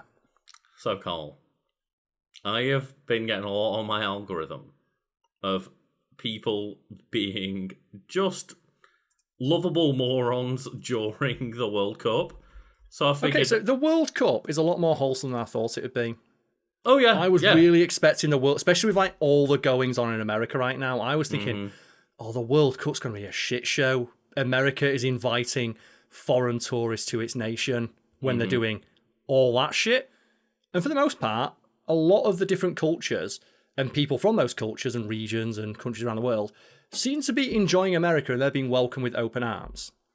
Which seems very antithetical to, or against everything I'd expect from America for the last couple of years. Well, I guess it's wholesome in the sense that that shows the will of the people, not just the dipshits in charge. Exactly. I think it has done a really good job to showcase to the world the fact that, no, those people are a very vocal minority, and actually, ironically, most people are just down to clown. As well, it's the stereotype about Americans before everything that happened was that Americans are overly friendly and polite. Not as much as Canadians, but it was always like Americans are too friendly. And it's been nice to see people experiencing that. I think they've said the best Norwegian ambassador at the moment is the dude from the Norwegian team, like Haaland or something. Oh, Erling Haaland is incredible. Yeah. Where he's just in America, where he's gone full native straight away, the cowboy hat and stuff. And you know what's even more, I don't want to say depressing, because that's the wrong way to come over. I've loved seeing all the clips of him. But one thing that in the back of every English football fan's head, like I am, is the fact that he's born in England. He could have been playing for us. He could have been playing for us. And I think that's something interesting about the people who play, where if you're of dual nationality, or it can be argued that you can play for one other team because of your parentage. Yeah, he's Norwegian it must be by difficult parentage, to choose.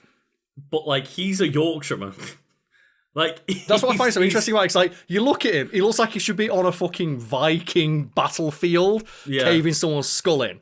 But he's from Yorkshire, where I was born in Yorkshire. Yeah, and his family's Norwegian, and it's oh man, we could have been doing the ruh. It could have been us. He has been Norway's best ambassador. Yes, 100%. And the same is true of a lot of other players, where there's a lot of camaraderie between the teams. I think, have you seen the ongoing thing that's been happening between the teams of when Brazil versus Japan? Fans jokes that they're fighting for custody of Hatsune Miku, because there was that Brazilian Miku meme that went around. Yeah. And Brazil won, so they got Hatsune Miku as a plush. But then Norway won, so now Norway has Hatsune Miku. That's just really wholesome. This is what sport does. This is why sport is fantastic. And it's so fantastic to see, in a modern age where social media exists, it being so widespread of all Americans, seemingly getting on board to the idea of, football, soccer, of, oh shit, this is what we were missing out on. Okay, we get it. And I understand that Americans have a lot of sports, but I'm just going to say, I have American football, I've got a friend who watches it, it's boring as fuck to watch, because there's so much downtime. Of literally every time there's a breaking play, there's an ad, and there'll be a breaking play every 30 seconds. Sometimes you'll have 2 minutes of setup for the ball to move literally several feet. Mm-hmm. Football, 45 minutes of uninterrupted action with the hydration breaks put in. I was going to say, there are hydration breaks now, Karl. Which are advertised, so we never fucking get in those few minutes back. But that is the one thing that is the biggest downside of it being Americanized right now, is of the idea of, and as well, we never we've get got in to break up the back, game right? into quarters so that we make sure that we fit in more of those advertisements. Like, and those hydration breaks only exist to have a Powerade bottle on screen for 3 minutes because Powerade paid $500 million to fucking have that time. Yeah. And that sucks. But I guess that's Americans like giving some of their culture to us, I suppose. Yeah, just seeing like the camaraderie and people like just getting mad hype for like, oh, I don't know fuck all about Norway. So you don't need to know about Norway. You just need to know, oh, like you said. Yeah. Or like everyone being like, yeah, we need to make sure that we get a street cone on every single statue in all of the America. Scottish lads, right? All the Scots are over there. My friend was talking to me about this where like there's a bunch of Scots went to, I forget what part of America Scotland was playing at, but the Scots drank all the alcohol. Yeah, so wherever they were, the pubs ran out of beer because Scottish people drank so much beer, they ran out. The Scottish not only drank the bars in Boston dry, they also drank the distributors dry. Like, they had distributors that ran out of emergency supply alcohol. Because Scottish people turned up. Scottish people just came in and went, it's ours now.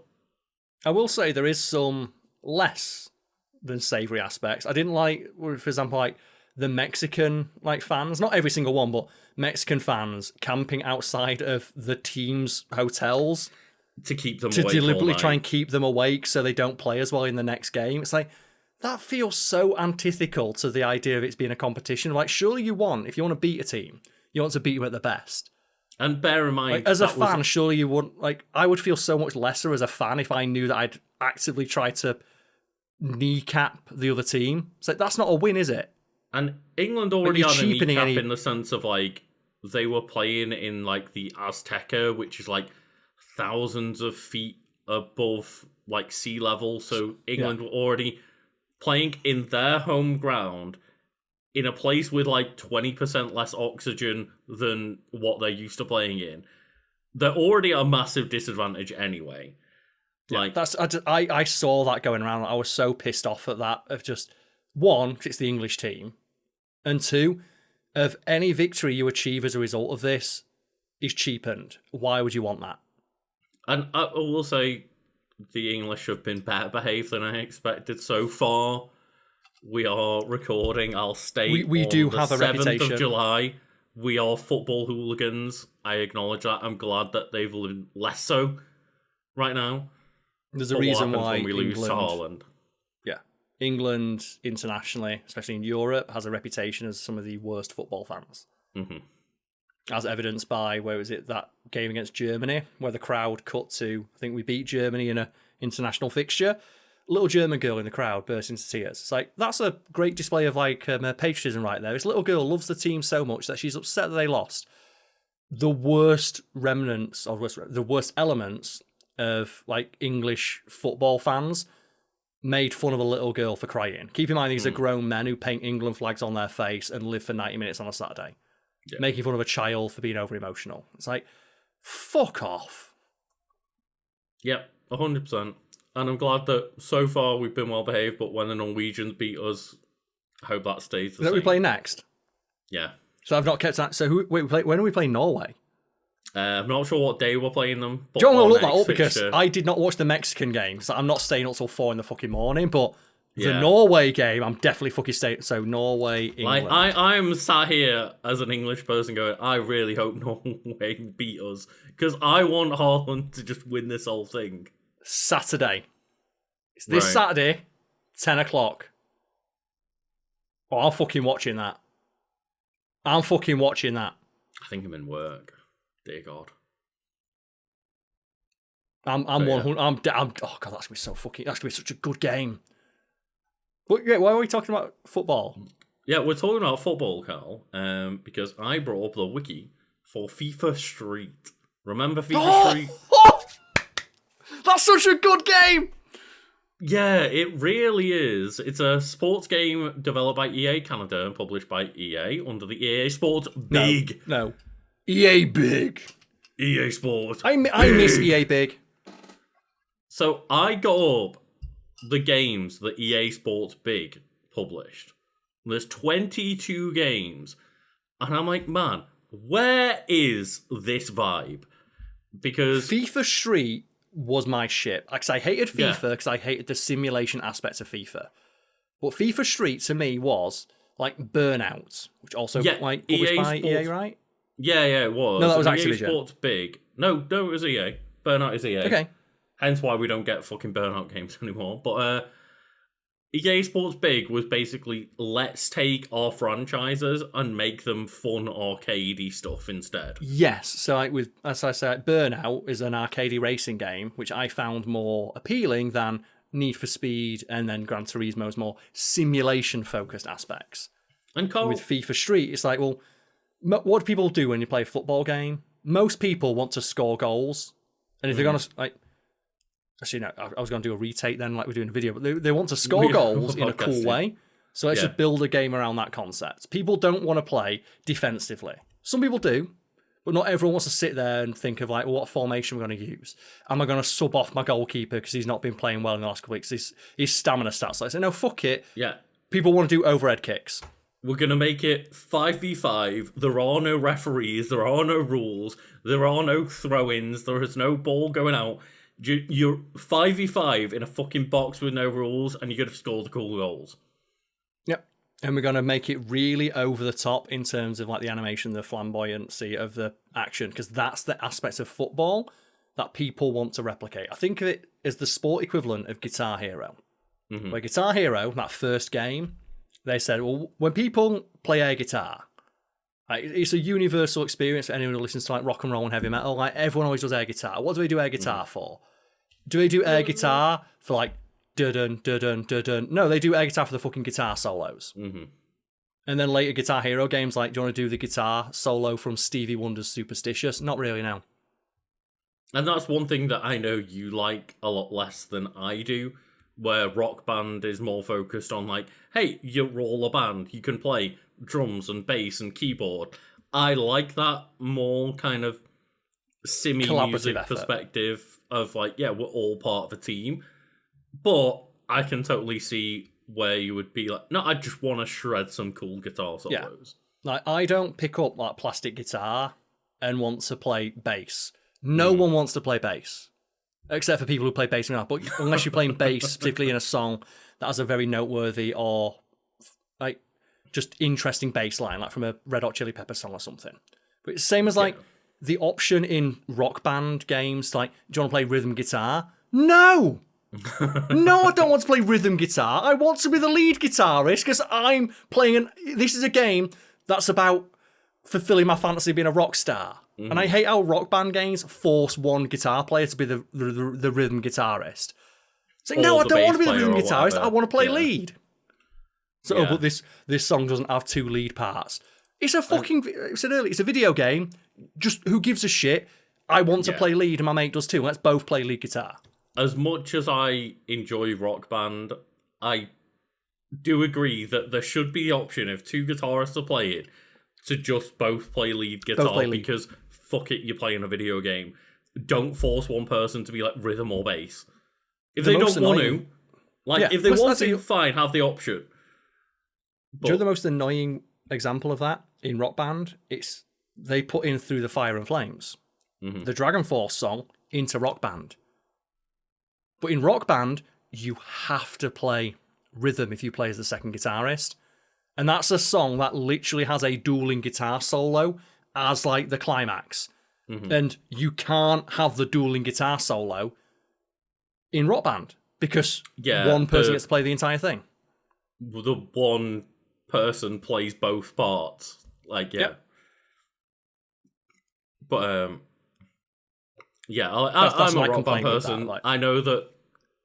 That's because you know the you issues like and I understand you the play issues. Drums as well, right? I'm a drummer, so like I'm just there like, you know what? This doesn't affect me. I'm sitting there on drums. Don't worry about me. I think I'm correct in saying though, right? Most people playing Guitar Hero want to play lead. Like you're playing a game like Guitar Hero because you want to play the cool solo. Like, let me know in the comments because I'd be interested of just. Do people play Rock Band and lament the fact their friend picked guitar first, or are you all down for? Are you annoyed that you don't get to play bass?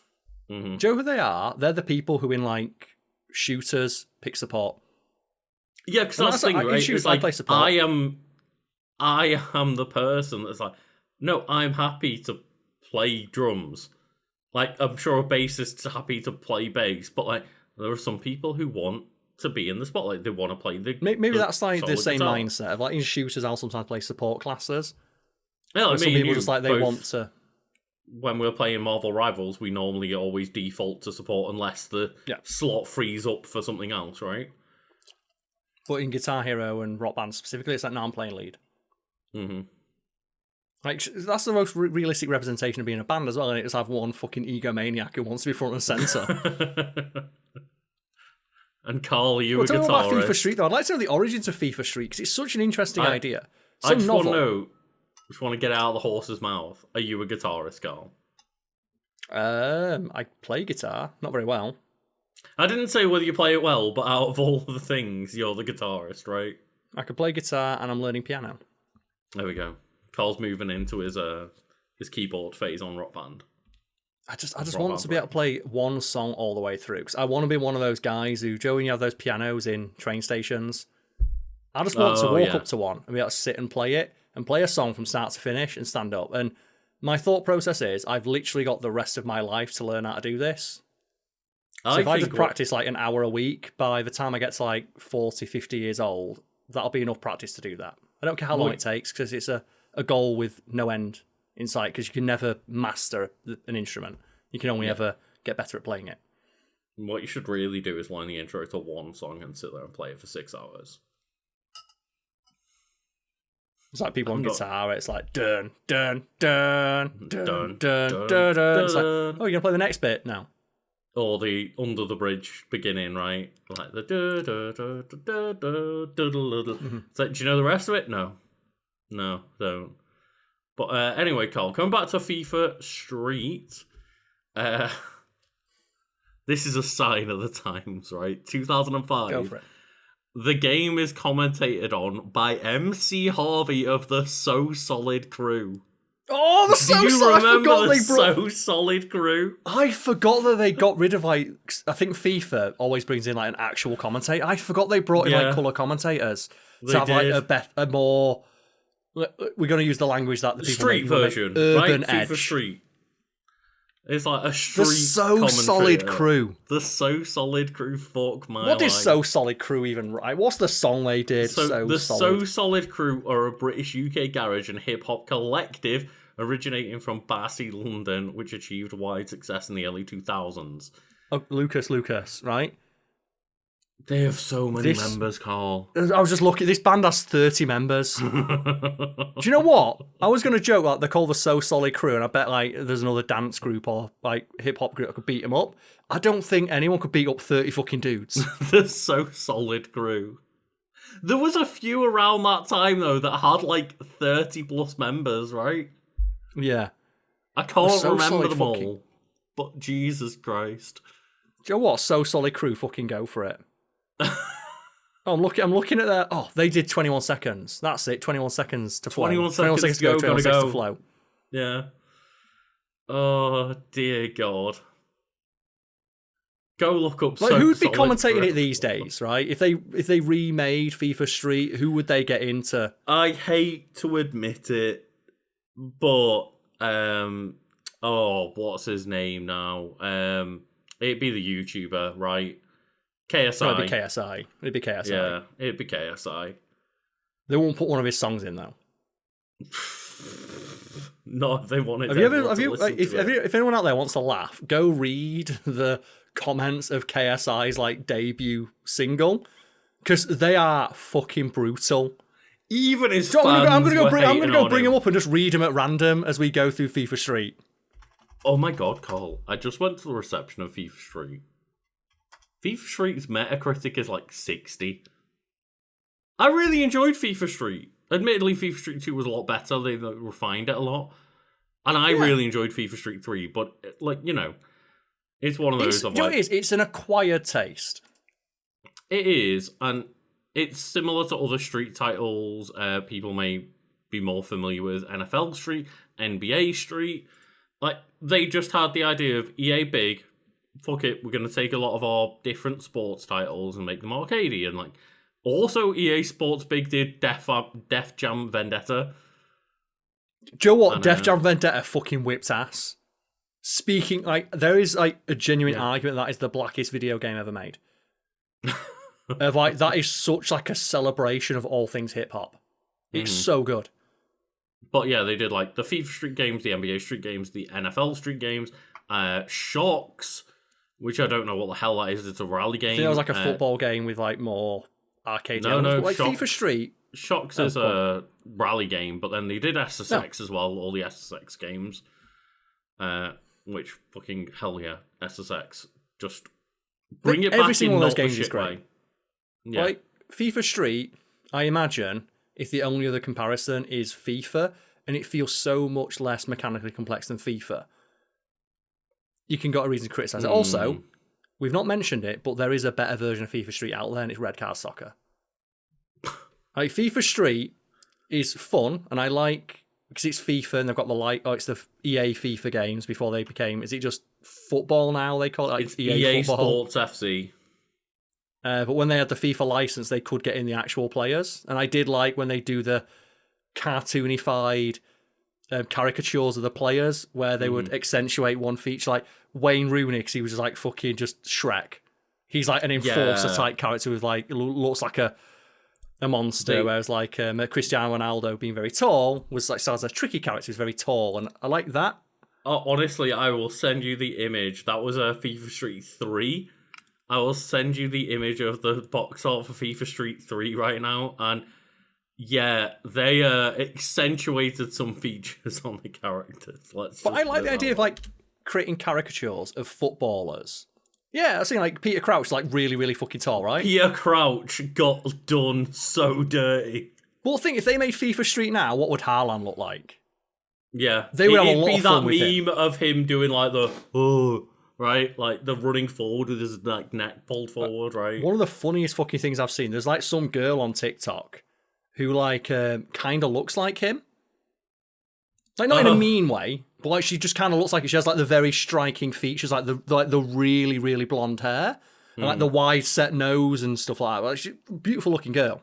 But he's just commented on that with a smiley face. It's got like 200,000 likes. I love how much my that TikTok girl must be so algorithm is. confused of like, why is an international footballer? Yeah, because he must have just been sent it by someone and just like retweeted it or whatever you do on TikTok. I do love how much like my TikTok has become like Holland algorithmed, and like people are just sharing how fucking much of a goofball he is, and it's great. It's just like, yeah, I love the idea of like not only having the World Cup to all come around, but like everyone is seemingly just all forming around like positivity for one specific player, and just being like, yeah, I think if Norway wins this World Cup, everyone's going to be happy. Yeah, because they've just like they've turned up. They've seemingly not been antagonistic to anyone. They're just playing a good game. Mm-hmm. And they've seemed very enthusiastic about playing. But Lucas, we've now got up the YouTube channel KSI Music, and this is the music video KSI Thick of It featuring Trippie Redd, official music video, 132 million views. Let's read some of the comments, right? Top comment, 344,000 likes. This song didn't release, it escaped.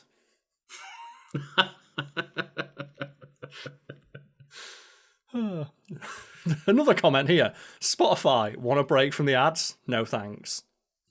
Oh, God. I respect KSI for leaving the comment section open. Yeah, I'll give them that much at least. Like, dear God, I don't respect them, but I respect them for leaving the comments open. This sounds like 2015 anti-bullying music. I assume that, like, it's on the same level as just church rock, right? It's on the same level as like Logan Paul released a song, and like the comment that ended up getting like more likes than the video itself was, I've been in a wheelchair for many years now, and I finally got the strength to stand up and turn this off. Or like just the other one that always gets me. It's reused a lot for a bad music video, but it's always like, yeah, I heard this song on a plane and I still walked out. It is okay everyone to acknowledge that you're not good at everything. Yeah. You can They just, should play this be not instead of good at ads on things. Spotify. Oh, get people. Bro had no more. reason to drop such a fire track, so he didn't.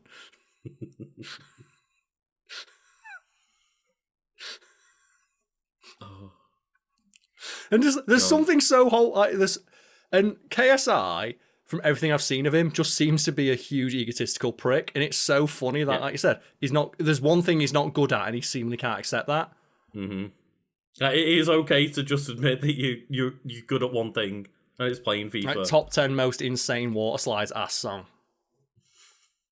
Trippie Redd must have been held at gunpoint to sing on this. They need to raise the price for music equipment. Your forehead is not blocking the hate. That is one thing that I don't want to get into hater territory too much, but like one thing I've seen is that he won't remove like the bandanas off his head. It's like, where's the hairline? Yeah, the T in KSI stands for talent. Oh, but anyway, Karl, let's it's more like you said, train. like, didn't he go on that like tirade because just that other YouTuber like Dan TDM or something's like, people used to create funny videos, and this dude's fucking shilling lunchly chemical ass stuff with Mr. Beast. The fuck is going on here? And KSI went on like a 3-month-long tirade like against that. It's like, dude, you're a fucking millionaire. Just get a life. Like that unskippable ad was trying to spare me. The fact is, I know we are minutely small in comparison to creators We're like micro influencers. We are, but I would rather create something that I'm having fun with than do whatever the hell they're doing. Also, as well, like,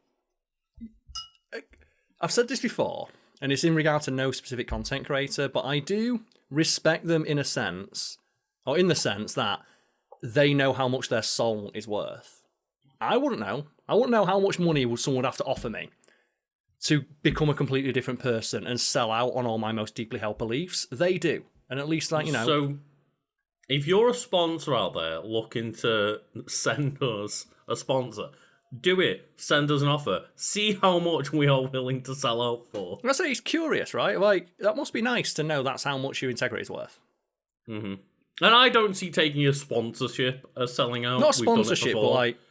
But when it is like Logan Paul, right, where going into forests and filming dead bodies and stuff, and rather than walking away from that and thinking, man, I've done some bad shit, maybe I should reflect on what I've done as a person, just doubles down. Well, it's okay, because they may have apologised at one point, fakely, right? I don't know. I don't know whether they actually did. That's the bad part. It's like, I don't know if they even did bother. They don't need to. Oh, but anyway, Karl. Yes, tell me about FIFA Street. I'm gonna just keep this a shorter one and wrap it up a little bit. But like, I will say, even going back to the likes of it's NBA Jam, right? It's like I want to see more things like that. Boom shakalaka! Right, NBA Jam fucking wants ass. I remember playing the On Fire edition on the 360. And just to being like, oh, do you want to just play as like Obama fire dunking basketballs into the food? Like, yeah, sure.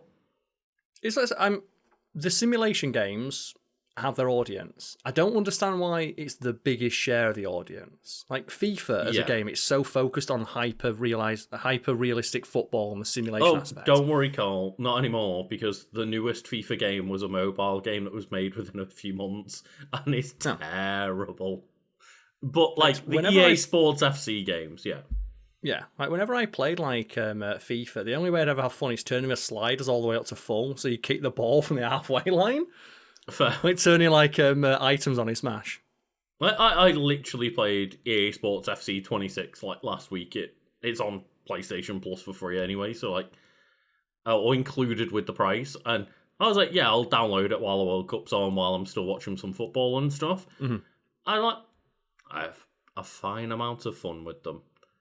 They're good. Is that gameplay gels with you, I can imagine like that's why they've been able to be so successful, releasing essentially the same game every time. Some people really like to play with their action figures, but they don't like them being called action figures. They prefer them to be called football management games.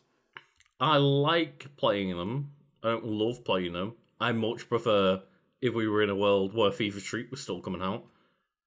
I played those FIFA Street games way more than I ever stuck with a FIFA game year by year. Because FIFA Street is more immediately accessible. It's why like Red Card Football was so fun. Because Red Card Football was the football game where you were encouraged to foul the opponent. I was going to say, we never explained that, right? Is like, Red Card Football was essentially like, was it that you just couldn't get red cards? No, just they actively encourage you to foul the opponent because they realise, like, what's a good way to equalise skill in a sports game? And it is just let the other person cheat. Just let the other person cheat as much as possible. And they double down on that idea by just saying, oh yeah, a mechanic in this game is just clobbering 10 balls of shit at your opponent. And different teams have different tactics. And to the point where like one team is just dolphins who just drop kick everyone and like kick their ass. Right. So it allows for heavy tackles and special moves once the player has charged up a special meter. That was the gimmick. And that's the thing about like sports games. Give me super moves in sports games. I want to know what Peter Crouch's level 3 is. So I want to know what Messi's like ultimate is. Honestly, one of my favorite sports games as a kid. Throwback here to the EA Canada game again. NHL Rock the Rink. Oh yeah, the NHL Jam games were so fucking fun.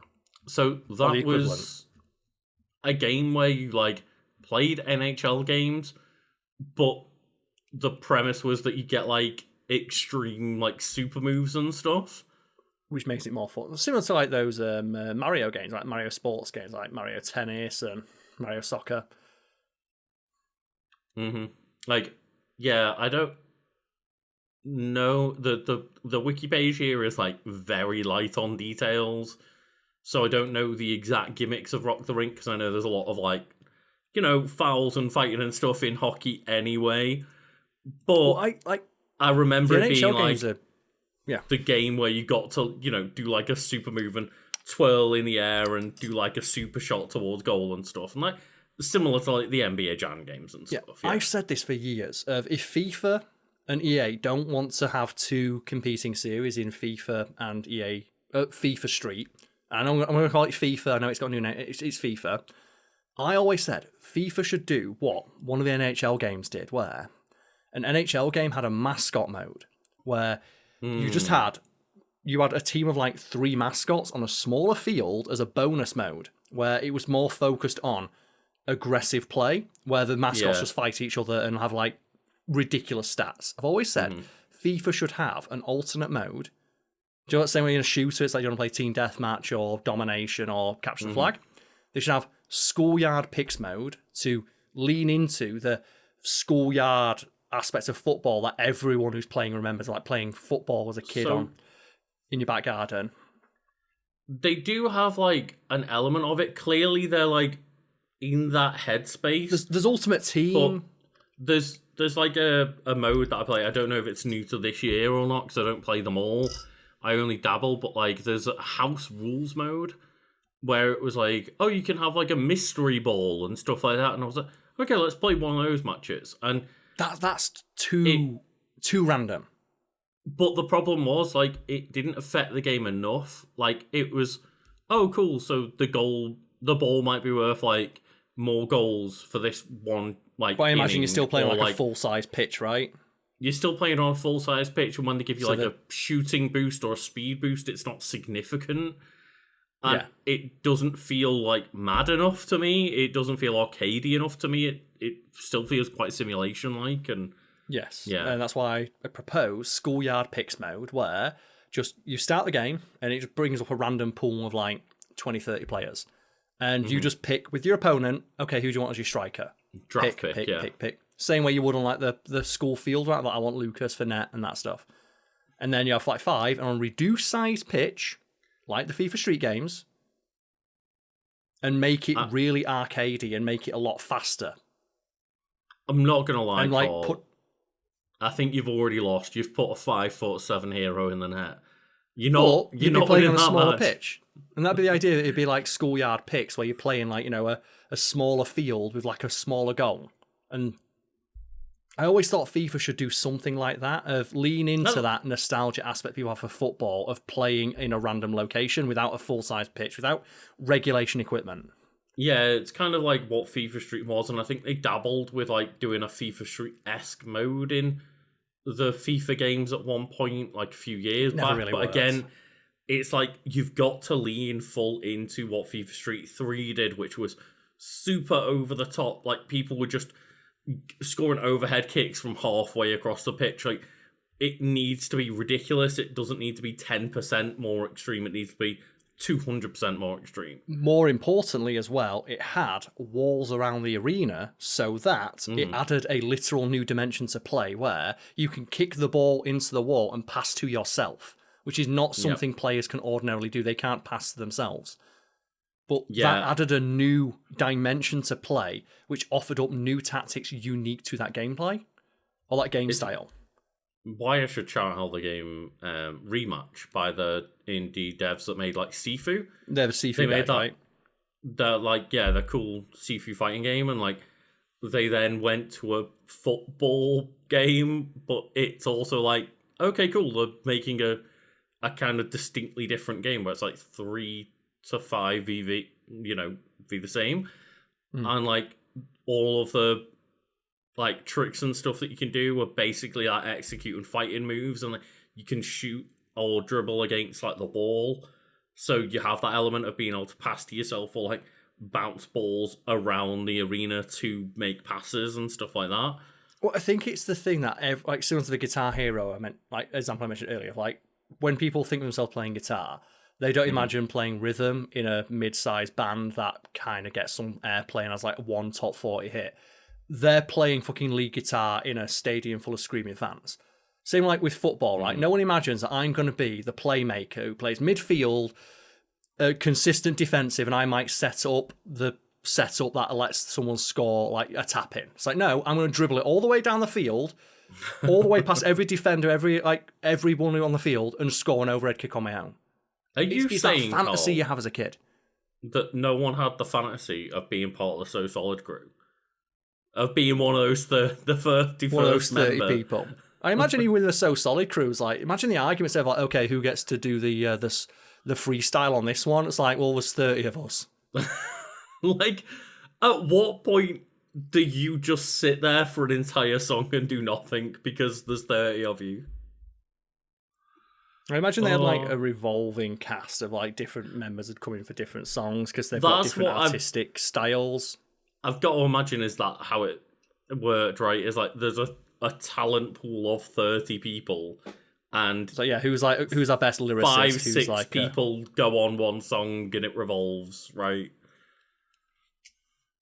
Oh, it's not a great idea. It's not. Well, that's the thing. If you're playing, like, no, I'm not playing a FIFA game because I'm going to play fucking defense and maybe like stop a goal once every 5 minutes. Like, no, I want to run down the field and be that fucking legendary hero. So I want to be Zlatan. I want to be Zlatan Ibrahimovic. Yeah, you want to be that. You want to be Messi. You want to be Haaland. Like, you want to be running all the way down the pitch and scoring a goal, right?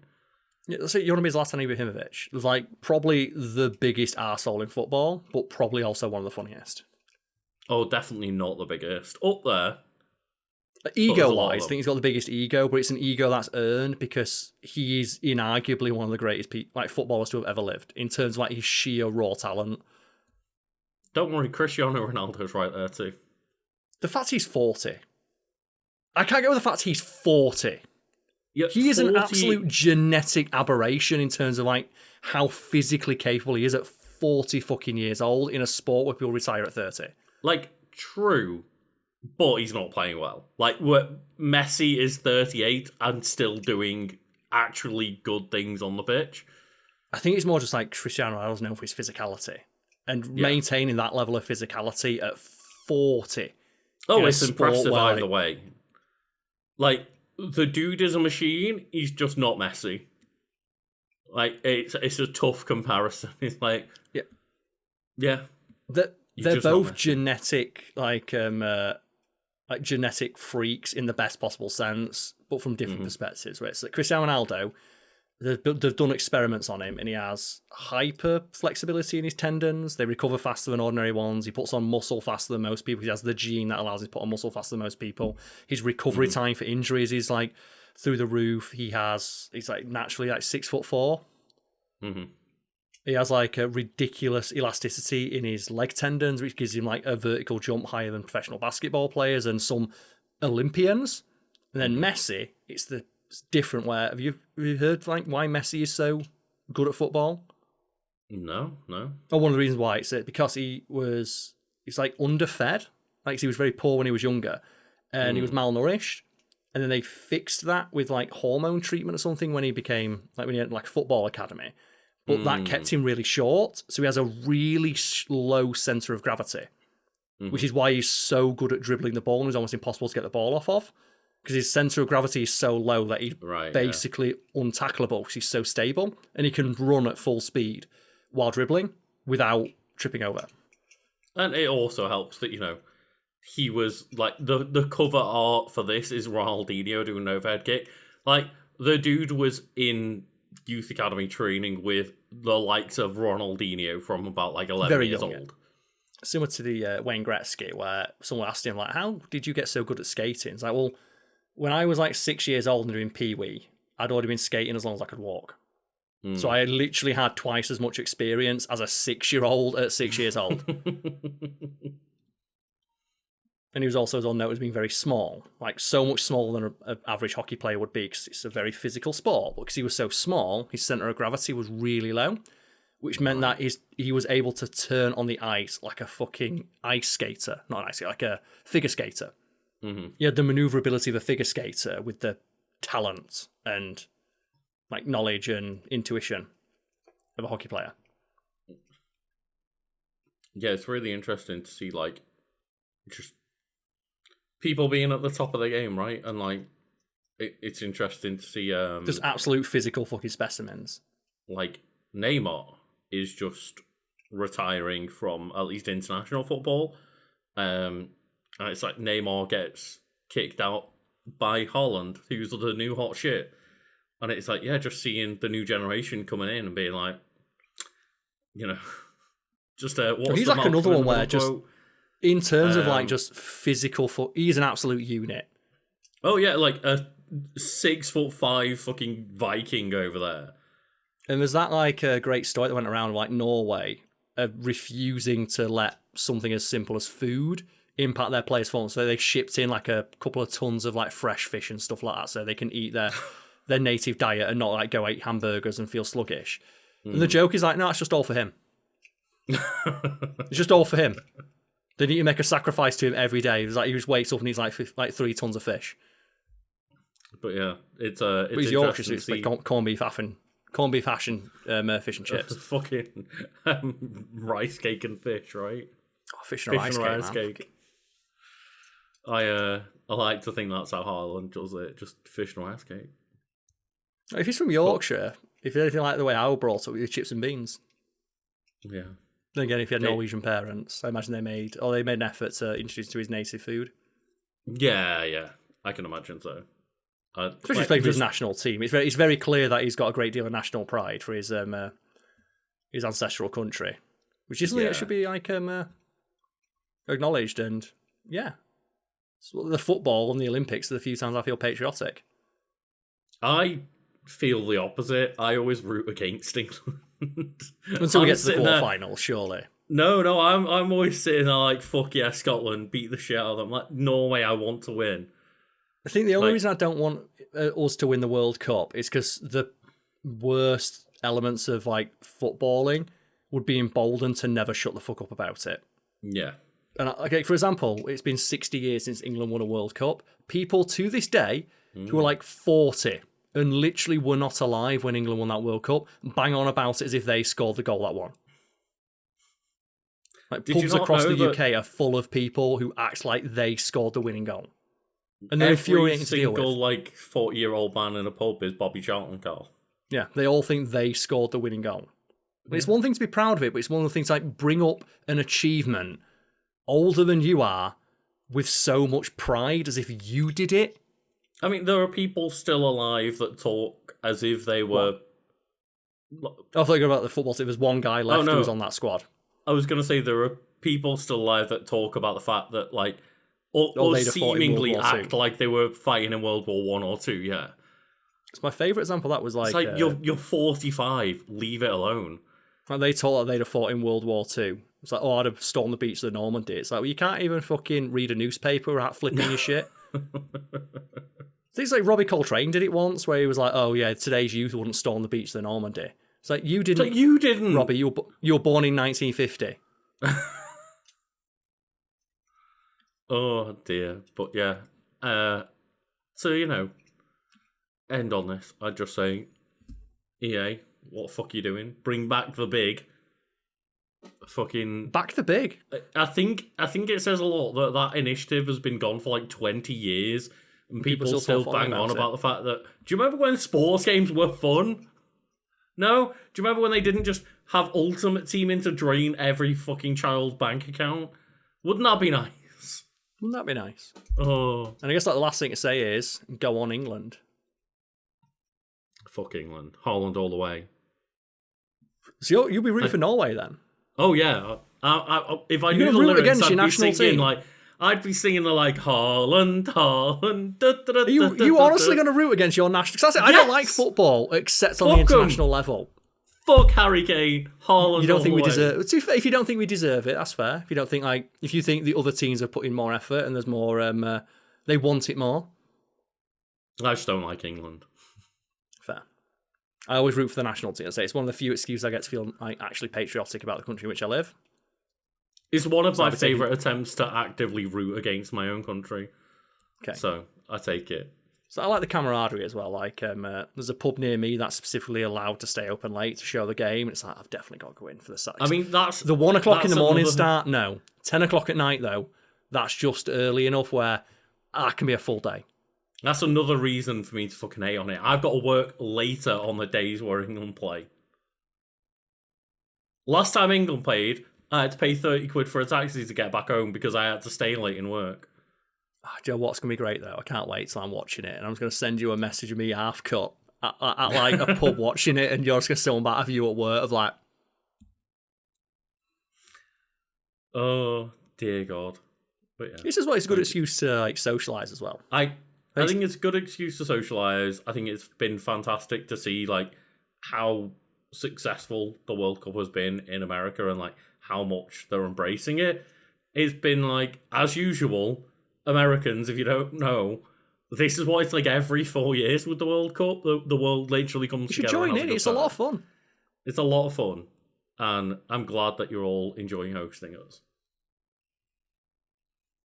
Bear in mind that England haven't become hooligans yet, so if this is being watched in a week's time when we've lost, when we've lost, to Norway, and then England fans are going to show you they're going to go Super Saiyan England fans. Yeah, I apologise. You thought it was bad and you chucked that tea into a harbour. You wait until they throw your police cars into the same harbour. So there's nothing that sums up English patriotism more than a shirtless, pot-bellied football hooligan stood on top of an upturned flaming police car with a traffic cone on his head.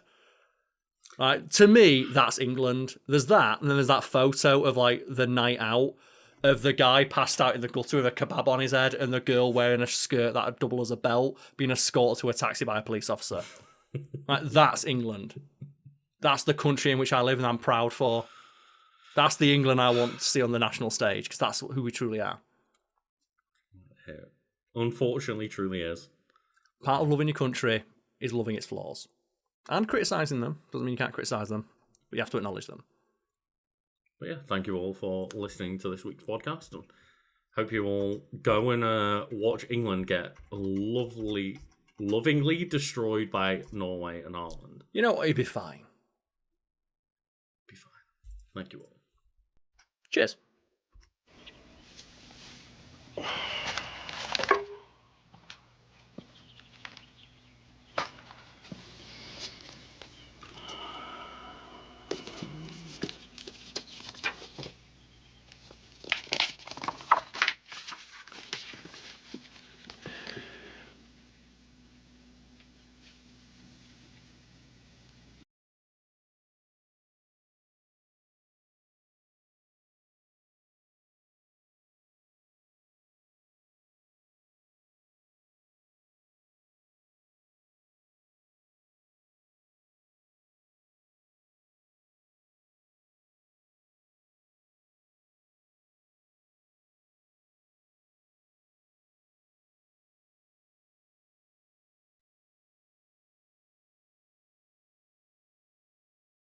Well, Carl, as always, I'm hoping that everyone enjoyed that video, but of course, these videos couldn't be made without help from support on our Patreon.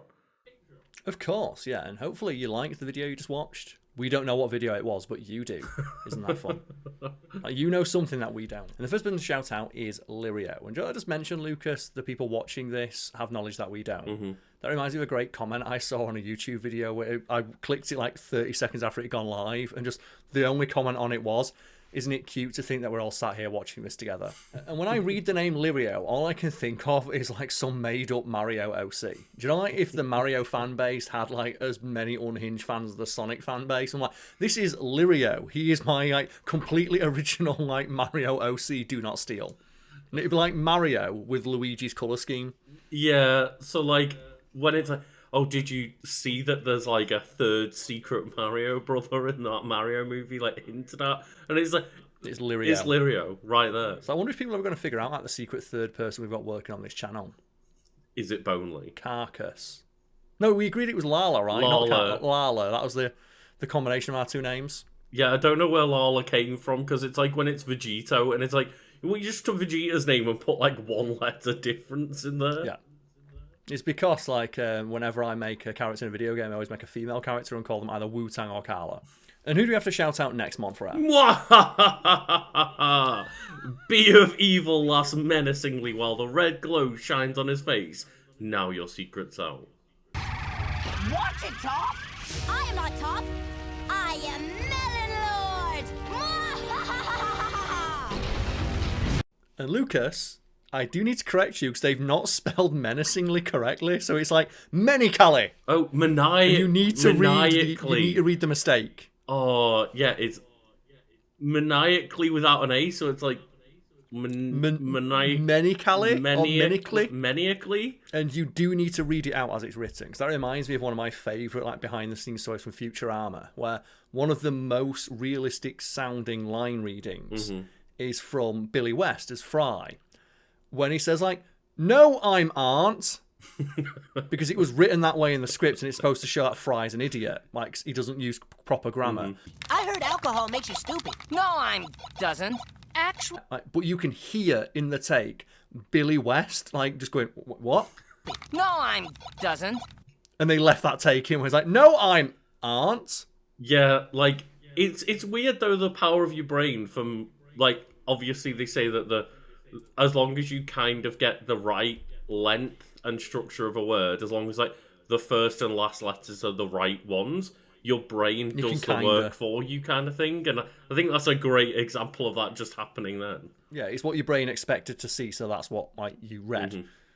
But I do like the idea of intentionally putting like spelling mistakes, or if that wasn't intentional, we're sorry for calling you out being evil. But like, you've got to read it out as it's written. It's like the joke in Anchorman, isn't it? You stay classy, San Diego. I'm Ron Burgundy. And that's the thing, folks at home. We will read your Patreon name out exactly as it is written, within reason. Yeah. As we're about to find out with our next supporter, our long-time returning fan, Tinakwi Horchata, who has just repeatedly stomped mine and Lucas's metaphorical pronunciation balls by just writing their name in a language neither of us speak or are familiar with. So we've got to give a shout out to Tinakwi Horchata. The size not part of the name. That's just me preparing myself. Axni Loani, Nick Piar, Miak Tekitl, Nemo Maktia, Kawaio, Sam Papa, Zio Tek Pacho, No Kakas, Neo Paktok. And I have no idea what that means.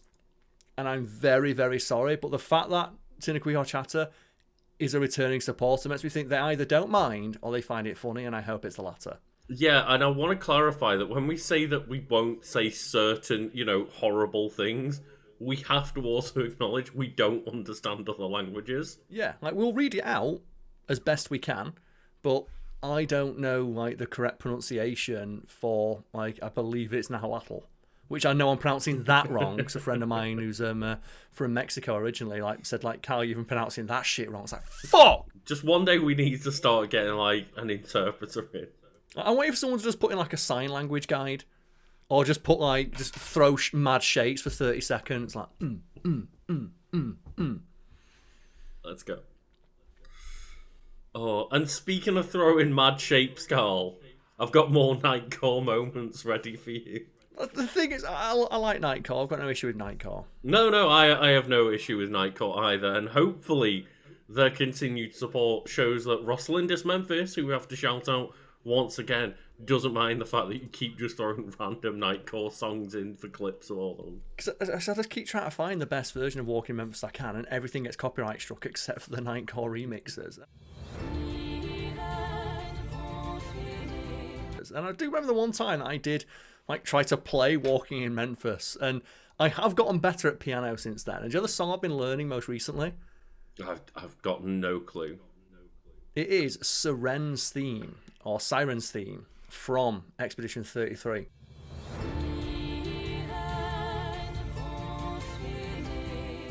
I was thinking in my brain for a second, like, it would be cool if it was an Expedition 33 song, because I have gone down that rabbit hole of watching people, like, learn it on the piano on YouTube and TikTok and stuff.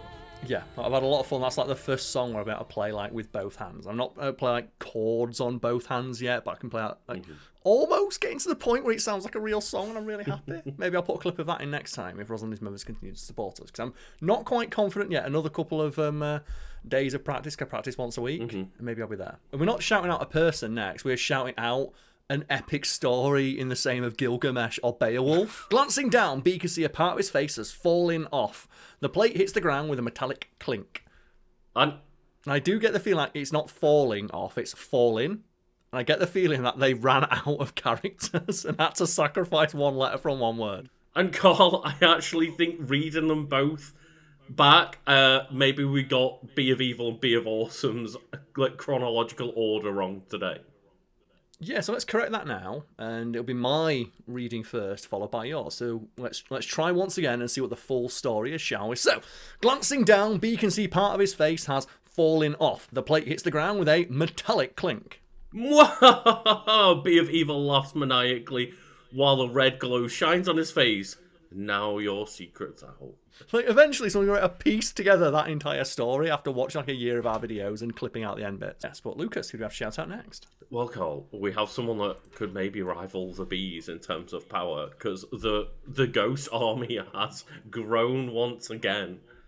So we will shout out Little Ghost, but Little Ghost has many ghosts around them. So it is ghost emoji, ghost emoji, ghost emoji, ghost emoji, ghost emoji, ghost emoji, ghost emoji, little underscore ghost, ghost emoji, ghost emoji, ghost emoji, ghost emoji, ghost emoji, ghost emoji, ghost emoji, which makes for 15 ghosts. That's quite a lot of ghosts. That's an excessive amount of ghosts. And that is bordering on a tongue twister right there, right? Of like ghost emoji, ghost emoji, ghost emoji, ghost emoji. It's like red lorry, yellow lorry, or she sells seashells by the seashore. Yeah, you can... Yeah, I could literally feel myself getting to the point where that word just didn't mean anything anymore. And speaking of tongue twisters, Lucas, I've got to ask, because I love tongue twisters. Any favourites? I mean, it's a classic, but it's funny because I've never known like it properly, but I just like the cadence of like the Peter Piper picked a peckle, Pipper Pepper, whatever it is. I never know, but I like listening to people say it. So, Lucas, I have sent you one of many versions of that tongue twister, and would you like to go first? Sure. Peter Piper picked a peck of pickled peppers. A peck of pickled peppers picked. If Peter Piper picked a peck of pickled peppers, was the peck of pickled peppers Peter Piper picked? Okay, so this is your attempt, so let's me give it a go. Peter Piper picked a peck of pickled peppers. A peck of pickled peppers Peter Piper picked. If Peter Piper picked a peck of pickled peppers, where's the peck of pickled peppers Peter Piper picked? And you can tell I used to do this shit to get over my stutter, because I fucking love tongue twisters like that. They're so fun to say. I definitely think that I performed better in that one. Let us know what you think in the comments. If someone wants to come as a Patreon supporter with a tongue twister that I've never heard of, please do. I love tongue twisters. But the final person to shout out is Ranma Sawatame. And that is, as we mentioned previously, they're a long-time supporter now. It's from an anime. And Lucas, favourite anime moment I could put a clipping of, in support and honour of Ranma Sawatame. Well, recently I have been doing, as part of like, over time trying to write a video essay about it, been watching a little bit more of Death Note. So I want you to go to the I Eat a Potato Chip scene and put a clip in of that. Oh, is that like the most overly animated eating of a potato chip you ever did see? And I take a potato chip and eat it. I love when animated shows go so hard out of nowhere for a single moment. Like, Lucas, you've just finished watching like the late season of Invincible. Why did they go so hard for Thrag stopping a punch with his hairline? Like, the impact frame of like Thrag being a fucking demon is terrifying.